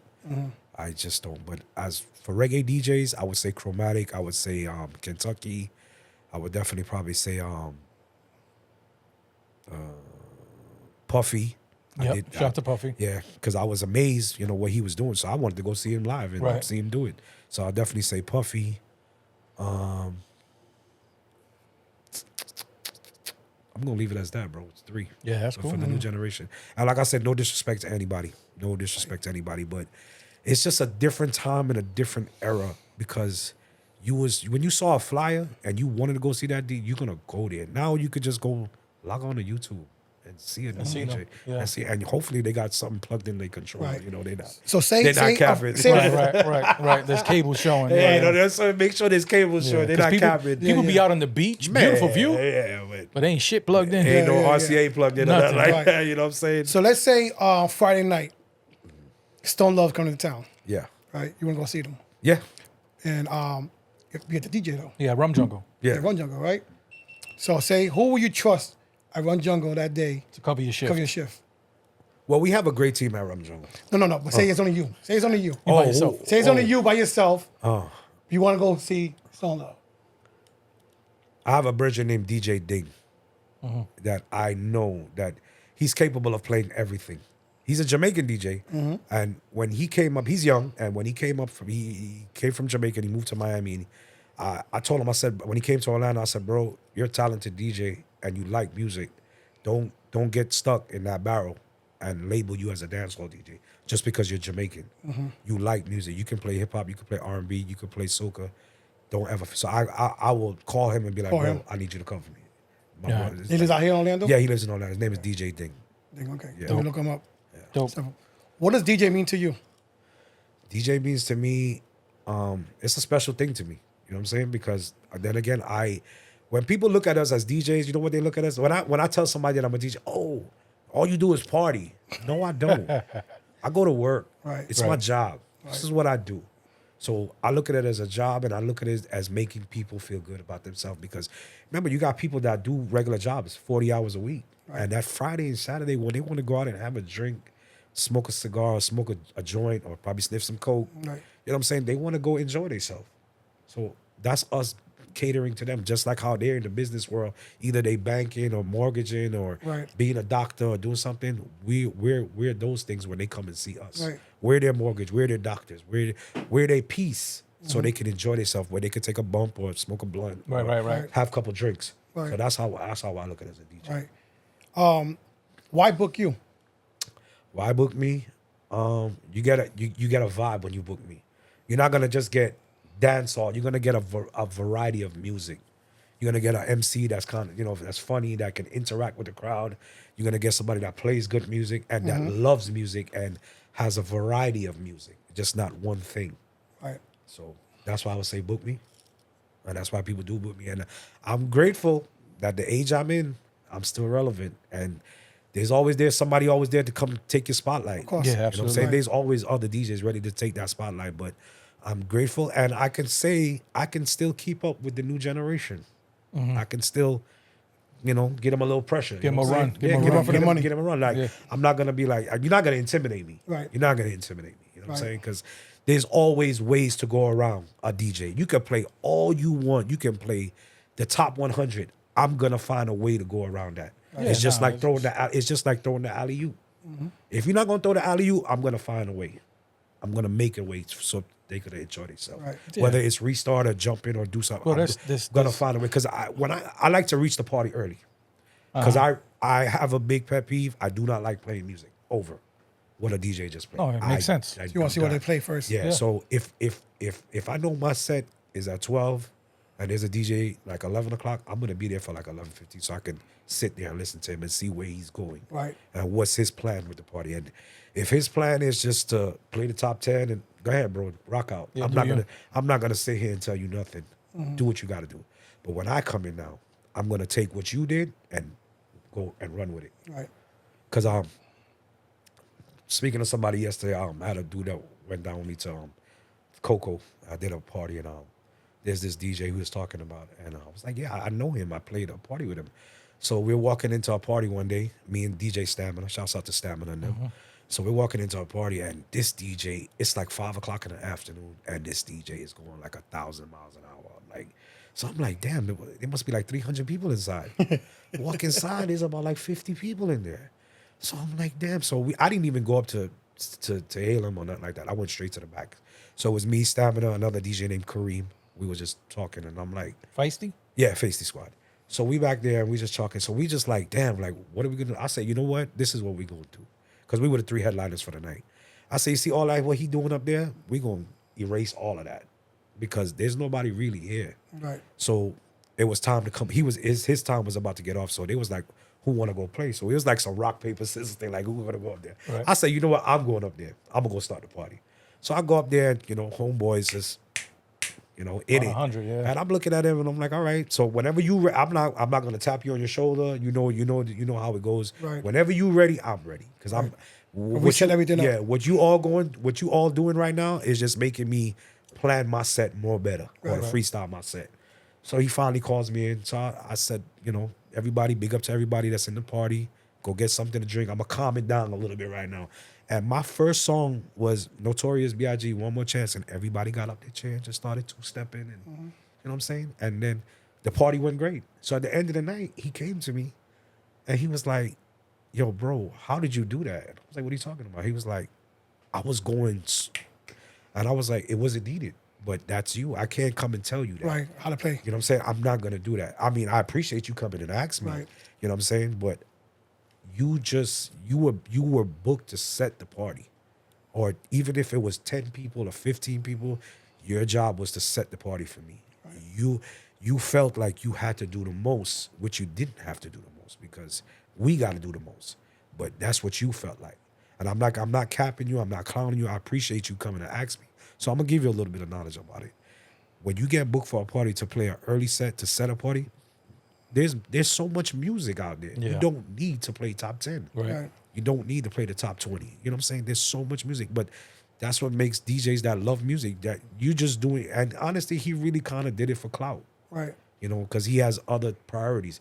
And I do not, this is my thing with DJs. Shout out to the DJs who have a regular 9 to 5. Respect to y'all. Mm-hmm. DJing for me is my 9 to 5. Right. So some of these DJs will who be taking these bookings like, oh, well, you know what? I'm going to take this booking because I got a 9 to 5. So I got a consistent. You got the money coming in, right? Yeah, I got a consistent paycheck coming in on a Friday. It kind of irks my soul that they think like that. And because I'm like, I'm here. This is my 9 to 5. Right. And this is what I take serious. Right. But you got some of these dudes like, oh, well, I got my job. So, I'm going to get my money regardless. So I'm just going to come and play music however I feel. I really dislike those type of people. Right. But again, me just being me, I just do me. You know what I'm saying? I just do me. And whatever another DJ is doing, that's their business. I'm worried about what Pudgie's doing. Right. You know what I'm saying? Like, I got a lot of DJ friends and, we could feed off of each other's vibe, but my main focus is about what I'm doing for that 45 minutes to an hour up on that stage. That's my main goal. And that's how I've always been. And like I said, no disrespect to any man that has a 9 to 5, because that's your thing. But this is my 9 to 5, Right. and I take So you did that for your family. yeah, and I take it very serious. So whether it's 45 minutes, whether it's hour, whether it's The 2 whole hours, night, right. yeah, whether it's the whole night, I'm taking that serious. That's my job. Right. You know what I'm saying? So that's how I look at it. Top 5 rhythms. That's all. Yep. Staggerlag, Slim Ting, Answer, Showtime, Bruck Out. You say I was about to top go. 5. I was about to You go. give me all of them. Yeah, I'm saying I was about to spit them out. I was about to spit them out. I mean, there's many more. There's many. There's tons. There's tons. Yeah, but 5 that basically Yeah. always got to get played. Yeah. Oh man, Showtime would always be played. Joyride will always be played. Pepper Seed would always be played. I Right. mean, this phenomenal party that Ghost is doing right now called Pepper Seed, and it's awesome. Right. It's awesome. He's actually, man. I think, traveling with it now. I Yeah, think. yeah. We went to New York last week with it. And Right. it was awesome. But the one we doing down here, man, you could just see the enjoyment Right.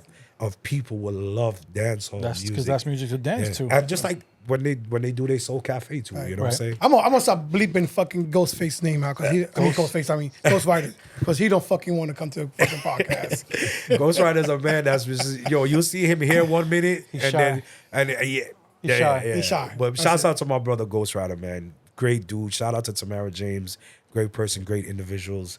And I like their mindset of the parties that they're doing. Like Soul Cafe is an awesome party, man. Awesome party. And I was, again, me being labeled as a dancehall DJ, and I went into Soul Cafe one night just hanging out, and Ghost was like, "Yo, play some songs." And when they heard me in my caliber, they was like, "For real?" I'm like, "Yeah."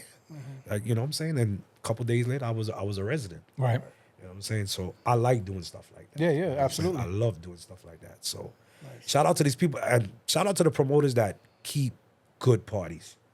Especially like creative parties that where people could come and enjoy this stuff. Have fun. Because you got promoters that would just throw a party and just be like, they're just in it for the money. And nothing wrong with that, but you're in it for the money, but when you do it again, are the people gonna come back?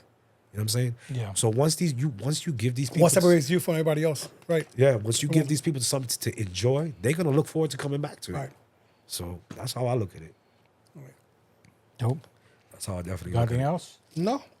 Anything else you got? Anything you want to talk about we didn't cover? We didn't cover? No, I mean, I'm blessed to be here, you know what I'm saying? And Definitely chop it up with you boys, you know what I'm saying? Because you guys love dancehall, you guys love hip hop, and and I'm pretty sure a lot of people are surprised to hear me talk about hip hop the way I love hip hop. Right, Because right. I mean, my mom took me to see Beach Street, breaking. Me too. You My know mom what I'm took me- saying? My I was mom 10 took years me- old. Yeah, my mom took me to see Beach I was Street. 10 years man. old, my mom took me. My mom took me to see Beach Street on Fordham Road at the movie theater. You know, my mom used to work at the Big Bank on the Grand Concourse. So, Okay. and like I said, my mom was into hip hop. My mom was into hip hop. So it was a great time. Right. And I'm glad my mom and my dad and my uncles them exposed me to so much different genres of music. Because, you know, my uncle's a big Rolling Stone fan. He just saw the Stones the other day when they came in. Mick Jagger is his idol. That's what's You up. know what I'm saying? So Yeah. I had one uncle who loved rock, had one uncle who loved hip hop and disco. My mom loved hip hop. My dad was the reggae, and you know what I'm saying? So I was so glad that I He was got blessed with music all around. I got all of that because a lot of people can't say that. No. You know what I'm saying? And that's why I never wanted to be labeled as such as a reggae DJ. Right. I'm an all-purpose DJ. Put me in any Put you in a shirt, all-purpose DJ. put me in any environment, I'm gonna adapt to it. Right. Because a lot of DJs they don't know how to adapt. Right. You know what I'm saying? They just feel like, okay, well, I'm just this, and they're gonna just run with it. If once you can adapt to a certain thing, I think you will go far in this game. And you know, playing multiple genres it's a great thing too, because that just shows your love for music. Right. Yeah. It just shows your love for music. So this is the question I asked you before we sign out. Yeah, Do you love music? You love DJing? I love music. I love music. And that's what makes you a great DJ. Yeah, Right. that's what makes me a great DJ. I love music, man. Whether it's from the 60s, the 70s, the 80s, the 90s, to the early to even up to today. A lot of people are like, oh, I don't like this music. You know, I give it a chance. And like I said, I have a 15-year-old son, and he's into the drill, Right. the UK, and all that. And he lets me know what's going on. Right, like, right. You know what I'm saying? And I jump in the car and I'll listen to it. You know what I'm saying? You know, Puts you on the, I mean, there's the language slang yeah, too. yeah. But 'cause it- yeah. there's certain hip hop like now these days. Well, not even I wouldn't call it hip hop. There's certain music these days I just won't tolerate. Right. Like even dancehall music. They got some songs in dancehall that I just would not have in my laptop. I'm good. There's certain soca songs like soca's gotten so raunchy now. Yeah, it used to never be like that And before. soca was not but it's not coming from Trinidad. There's small island soca and then there's Trinidad soca. So the small island soca, like from the St. Kitts, the Dominica, you know, those are the small islands. So they're coming out more raunchy and, you know, the more explicit. And it's cool, you know what I'm saying? Not to say it's cool, but it's just, I'm good with it. Just like some of the explicit songs that come out with Jamaica, like Degrading Women, I'm good. Right. There's so much music out there that I'm good You can without. skip it, Yeah, right. I'm good without playing with them. Right. Good without, just like some of the so-called hip-hop music they got now, the Right. Sexy Reds Yeah, and my baby mama and fuck Yeah, my yeah. baby dad. I'm looking for the hoes. Yeah. I could do without those. Right, Because you know right. why? There's another DJ that's going to play. Right. I'm guaranteed there's gonna be another. course, DJ. of course. That's my standpoint about music. Sometime I don't need to have all of that. And like he said before we sign out, it's crazy because the other DJs probably look at you like, damn, he had a chance to play the Sexy Red. Yeah, and I'm good.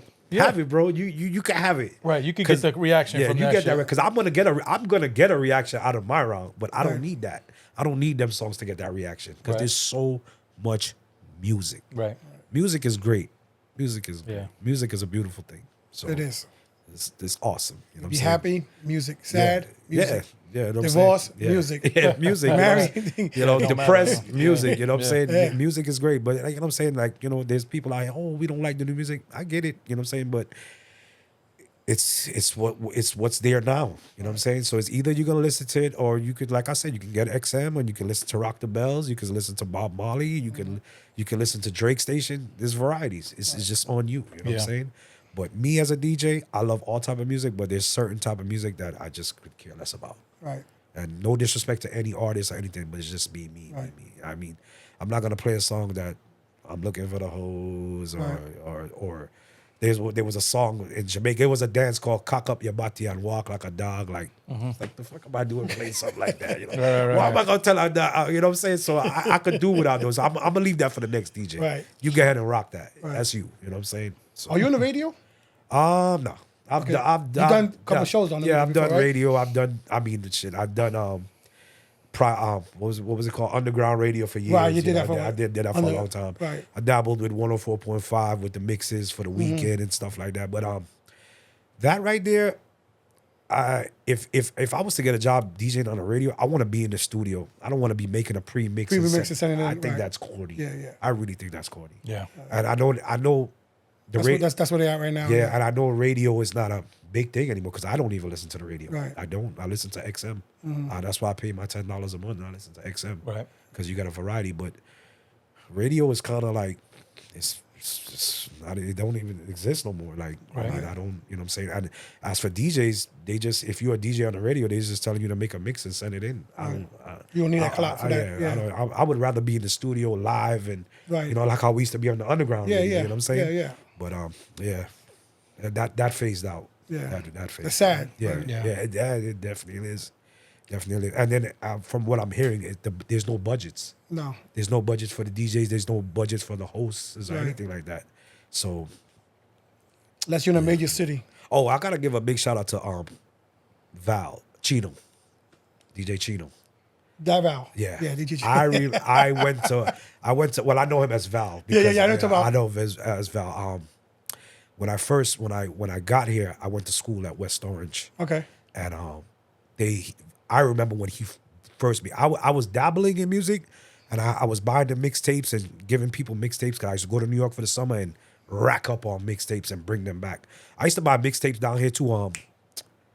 Heavy Sounds. Heavy Sounds. Dewey them. Yeah. Yep. I bought a couple of their Yeah. mixtapes Shout out to too Dewey. from that store. Music Man. Yeah, Music from Man. there. And Yeah. that's how I knew about Nasty and Khaled and Caesar them.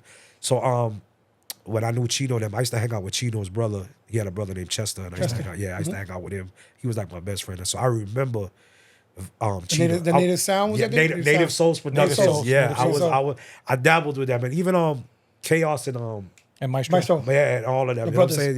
Yeah. Yeah. So shout out to DJ Chino and Jay Storm because Yep. Jay Storm was a turntable. We got Jay Stone coming for us. DJ Summit in Yeah, September. I was good friends with his brother Jeff. Jeff, okay. Yeah, so you know what I'm saying. I dabbled around the place. Right, with right, it, right. you That's know good, what I'm that's saying? good. So The it was- pioneers. Yeah, a lot of Yeah. pioneers, man. Yep, a lot of pioneers, absolutely. a lot of pioneers, man. So I'm grateful for all them people I grew up around with. Grateful, and I'm grateful to see they still doing it. Like Chino, Jay Storm, and you know, I follow Double R on Instagram. Mm-hmm. Rory's still playing music. Radigan is still playing music. So I'm grateful to say I've worked alongside these great people. Nice. Kid Capri, you know what I'm Yep. saying? I remember the first time I DJ with Kid Capri was at JJ Whispers on Lee Road. On Lee Road. On On Lee Lee Road. Road. Yeah. On Lee Road. So yeah, man, it was definitely a great time, and it's still a great. There's a lot of talent in Orlando. Yeah. DJs, a lot of great DJs in Orlando, and there's also a lot of history in Orlando. Oh yeah, Orlando has a lot of history. Yeah. Like I said, a lot of my people might, oh, you know, it's Orlando. No, man, we got history. Yeah, they don't know. I mean, Biggie came to Orlando. They were throwing bottles inside Yep. the Metro When he skating did rink. come to Orlando. Yeah, you know what I'm saying? Wu-Tang came. I remember I seen Jizz and all the Lost Boys. And there was so many great. And In the culture. Yeah. The culture is very big. Yeah, the and culture is very big. from, The you know- Jack the Rapper thing. Yeah. I had came and visited. I remember I got a mixtape with that Jack the Rapper thing. So, it's definitely big, man. It's definitely a big. And Orlando is definitely a we had a great lot of sound history. systems back then. Oh, yeah. We had reggaeton, Yeah. hip hop, bass music. Oh yeah, From bass Disco and the music. City Boys. I remember the first time I DJ'd with DJ Lasdem. I DJ, was like, yeah. yo, it was an awesome party, man. Like, yo, their parties was totally different. Laz and them with that bass, and you know what I'm saying? Yeah. And It's a lot of history. Uncle Disco and Jay Deezy and all of them, man. Great pioneers. Orlando's a great city. Definitely. Orlando, as much people might talk about it, Orlando's a great city. It's fucking hot though, but besides that, And raining. you and raining, yeah, hot and rain. know what I'm saying? But It's hot in the morning and fucking storming in the Stormy, afternoon. you got our 5 o'clock hurricanes, you know what I'm saying? But I love my city. I love my city. I love it. And it made me what I am today. And I will never forget Orlando. Right. I mean, I'm always a New Yorker, but I'm a Floridian. I'm Orlando all day. Right. And I represent Orlando Yeah. everywhere I go. Well, from the 90s to now, it's changed a lot. Oh too. yeah, I mean, So it's gotten better. You know, Yeah. food, music, yeah. you know, and But things I would like that. So honestly, I would definitely take the 90s and early 2000s to what it is now. Because we had more people was more involved. Evolve, yeah. Like with the clubs, like people used to look forward to going to a club. Now it's Right. just like, yeah, I'm gonna go to a club. You know what Right. I'm saying? But when you saw a flyer and it was something that you wanted to go to, you were going to that. go, yeah. You were going to that. You weren't thinking about it. Yeah, if you wanted to Now see, you got to think about it. yeah, Man, now I you really gotta, want to go. do I really want to go? If you wanted to see that DJ, you wanted to see that artist, you were going to that. You were making sure you were going to that, or whatever concert or everything you were making. So now it's like, well, I got options. Oh no, I can. They're trying to rape you now in concerts too, though. Yeah, oh yeah. Or now you could just go on TV and just watch it in your house. You know what I'm saying? Or Fuck that get a Missy stream. concert right now, $400 a seat. Fuck out of here. Who? For Missy and the Sierra and Missy, Busta. Busta Rhymes, Sierra. Like $400 for a good seat, not even a great seat. It's a good seat. Wow. That's gonna be all in the top. Paid $100. You know what I'm saying? Yeah. Like you watch on but, TV. Yeah. They all charging money, man. If it depends on how much you love the artist, right? Yeah, that's true too. You know what I'm saying? That's true too. I mean, artists these days, the veterans, the veteran artists will always make sure that their fans are good. But these artists, the newer artists, I think they could just care less about anything. Yeah. I mean, and it's sad. You know what I'm saying? Because it's the people that makes them. But it's just like the dubplate thing. The sound system made the artists, and you have to go run these artists down. Right. And then when dubplate. When you go voice a dubplate now, if you can go to like newer artists like Popcorn or Bavado, not even Bavado, like Skeng and all of that. Bavado's an artist. So you go like Skeng, or you go like whatever who's hot right now. If you get them to do an artist, they don't want to voice. They want to voice on the 45. They can't voice on another rhythm because they don't know how to do it and stuff like that. So they'll just find reasons not to do it. And the sound system is the most important thing because they're playing your music. Yeah. And it's sad that you have to run them down, and then they're not even sitting. They can't even sit on the rhythm to make it sound good. And so you got to make the engineer chop this, cut this, paste this so it can sound good. Sucks when you had to go to voice a dubplate in the 90s and 2000s. If you didn't get it right, It's a one-shot deal, it's all right. You got to do it, and then you got to get a new vinyl. You got to get a new DAT tape, you know, and the studio man he's getting pissed because it should be one shot. Yeah. These days, man, you got to chop, paste, cut this, and that, do it in like this, and then and then they don't want to send you the split or the 2-track. It's a lot. It's crazy. It's a lot, and it's sad to see the business get to this because the DJs are the most important things. The sound systems are the most important thing. So it's like a hand-in-hand thing. Just like how you bring your record to me, I'm gonna play. Just like how am I gonna want your record? It goes hand in hand. Right. But now these days, it's like, oh, I'm gonna put $200-$300 in your pocket, play your record, play my record. And then another thing with that, before I get up out of here, shout out to everybody that's an artist, because our artist is something that I know I never could be. But if you're an artist, do your groundwork. I told somebody that I was like, yeah, I know people don't listen to CDs anymore. Press 300 CDs and see what happened, man. Right. Let them get familiar with your music. Don't come to me in the club while I'm in my set. Yo, Pudgie, I'm gonna give you $200. Play this album, and I play your song, and the people looking at me like I'm stupid. And you and your crew's the only one know what I'm playing. But the 400 or 500 people that's looking at me, they're like, yo, what are you doing? Right. You could burn CDs. You could burn USBs. Yeah, you're like, make an effort to I mean, even if they don't, but just try, man, so they can get familiar with your music. Don't blame us. Right. Don't blame us. You're to blame because nobody doesn't know your music. Right. I could be in front of 1,000 people and you in an entourage with 30. The 30 people are gonna know your music, but the 1,000 people are gonna be like, what the hell is Pudgie doing? Right. What is he playing?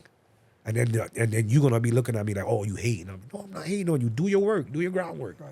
It's just like how DJs had to do their groundwork before they made it to that big stage in front of 5,000-10,000 people. Yeah. We had to do our groundwork. That's why we on that stage with 5,000 people or 10,000 people looking at us. So do your groundwork, man. DJs do groundwork. Artists do groundwork. Even promoters, do your groundwork.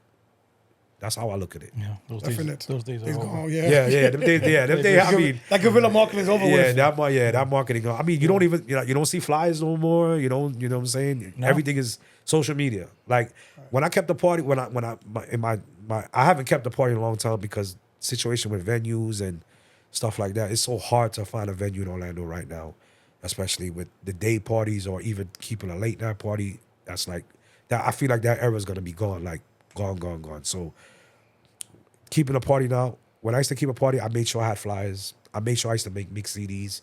I used to go out and hand them out and stuff like that because I wanted people to know what they're doing. Yeah, when they're gonna come in and come to my party. Like you got a mix CD, you got to fly it. Even the graphic work, You want your graphic work to look good, to stand out, to make people be like, yo, this flyer looks good, so I can imagine what this party's gonna be like. Right. You don't got that no more. Right. You don't got that no more. So, but shouts out to everybody that's still holding it in this game, because this game is not easy. It's either you built for it or you not built for it, because it can run past you in a minute. And just like I said, a DJ can get a laptop right now, have a couple songs, and I'm a DJ. Mm-hmm. He ain't gotta have no headphones, but he got a laptop. Yeah, right. He ain't gotta have no headphones, but I'm a DJ. You know what I'm saying? So that's an extra expense. Yeah, I'm saying. So shouts to everybody that's love it and that's true to it, and you know, and like I said, DJs. Whatever I can tell you to do in this game, if you're going to be in it for the long run, just look for longevity. Right. Longevity. That's the key word. Longevity and consistency it's a key word. And shout out to the pioneers, man. Because without you guys, it wouldn't be us. You know what I'm saying? So shout out to the pioneers. I mean, you're an OG, I'm an OG, he's an OG. You know what I'm saying? And there's people that look up to us. But shout out to our mentors. Of course. You know what I'm saying? Big up to our mentors from Orlando to New York or anywhere. Because like you said, Orlando has history. Yeah. Orlando has a lot of great history. Yeah, absolutely. Orlando, you can never take away history from Orlando, because Orlando has history. Definitely does. So shout out to my city. All right. So how can anyone book you? You know, I'm on the gram, Supa Pudgie, SUPA_PUDGIE. I'm on Facebook. My government name is David Singh. I ain't got no warrants or nothing like that, so you can look me up. You know what I'm saying? Phone number is 407-832-1663. That's been my number for the past 20 years. So, yeah, you know, and, you know, you can always come up and see me. I'm resident at Rum Jungle, all over the place on a Saturday or Sunday. I feel like nightlife is kind of slowing down in the city, so things are kind of like really, you know, slowing down for DJs, you know. Right. So, you know, wherever I'm at, you know, all my social media has my flyers and everything like that. So I'm always, you know, I try to stay busy. Okay. You know what I'm saying? I'm trying to, and I'm grateful to be relevant in this time of age where I'm at, right? Right. Dope. And shout out to all the OGs too. You know what I'm saying? That's still relevant with the young boys. Keeping up. Yeah, you know what I'm saying? Right. Like, don't, you know, we up there too. Don't feel like, you know, saying we can apply that pressure as well too. Right. You know what I'm saying? Right. Don't feel like, you know, we could do that. So shout out to everybody. But hats off to the new generation too. You know what I'm saying? Because we need a new generation. We need it. You know, whether they got a laptop or whether, you know, however they came into this game, big up, but have love for it. Right. You know what I'm saying? I can't tell you how to do it, but just have love for it. You know what I'm saying? Have the love for it. I can't tell you. You're not going to have the love for like how June have the love for it or Pudgie has the love for Kared, but have some type of love for it. Right. You know what I'm saying? Respect the game. Respect the game, yeah. Respect the game. That's what respect the DJs. Yeah, respect the DJs. You know what I'm saying? Respect the DJs. So that's how it is with me. All right. So if everyone please like and subscribe, click the buttons down below. We would like to salute Supa Pudgie for sharing his stories on Respect the DJ's podcast. Many thanks to you, our loyal listeners and viewers. And as always, we have another exciting episode coming up. Stay tuned, and until then, I've been your host, DJ Kared, alongside DJ Junebug for Respect the DJ's podcast. And we out. We're out. Peace. Thanks. Respect. Street Dreams Music Group. Play that. Play that. Play that. Professor GT, a true staple in the Central Florida Caribbean community and one of the OG Caribbean DJs in the scene. Over the years, he has not only set the soundtrack for countless events, but has also played a pivotal role in mentoring up-and-coming DJs, sharing his knowledge, skills, and passion for music. If there's a carnival or fete happening in Central Florida, you can bet Professor GT will be behind the decks, bringing his energy and expertise to every event. His dedication to the craft and the community is unmatched, making him a legend in the game. Professor GT, Respect the DJ's podcast, salutes you.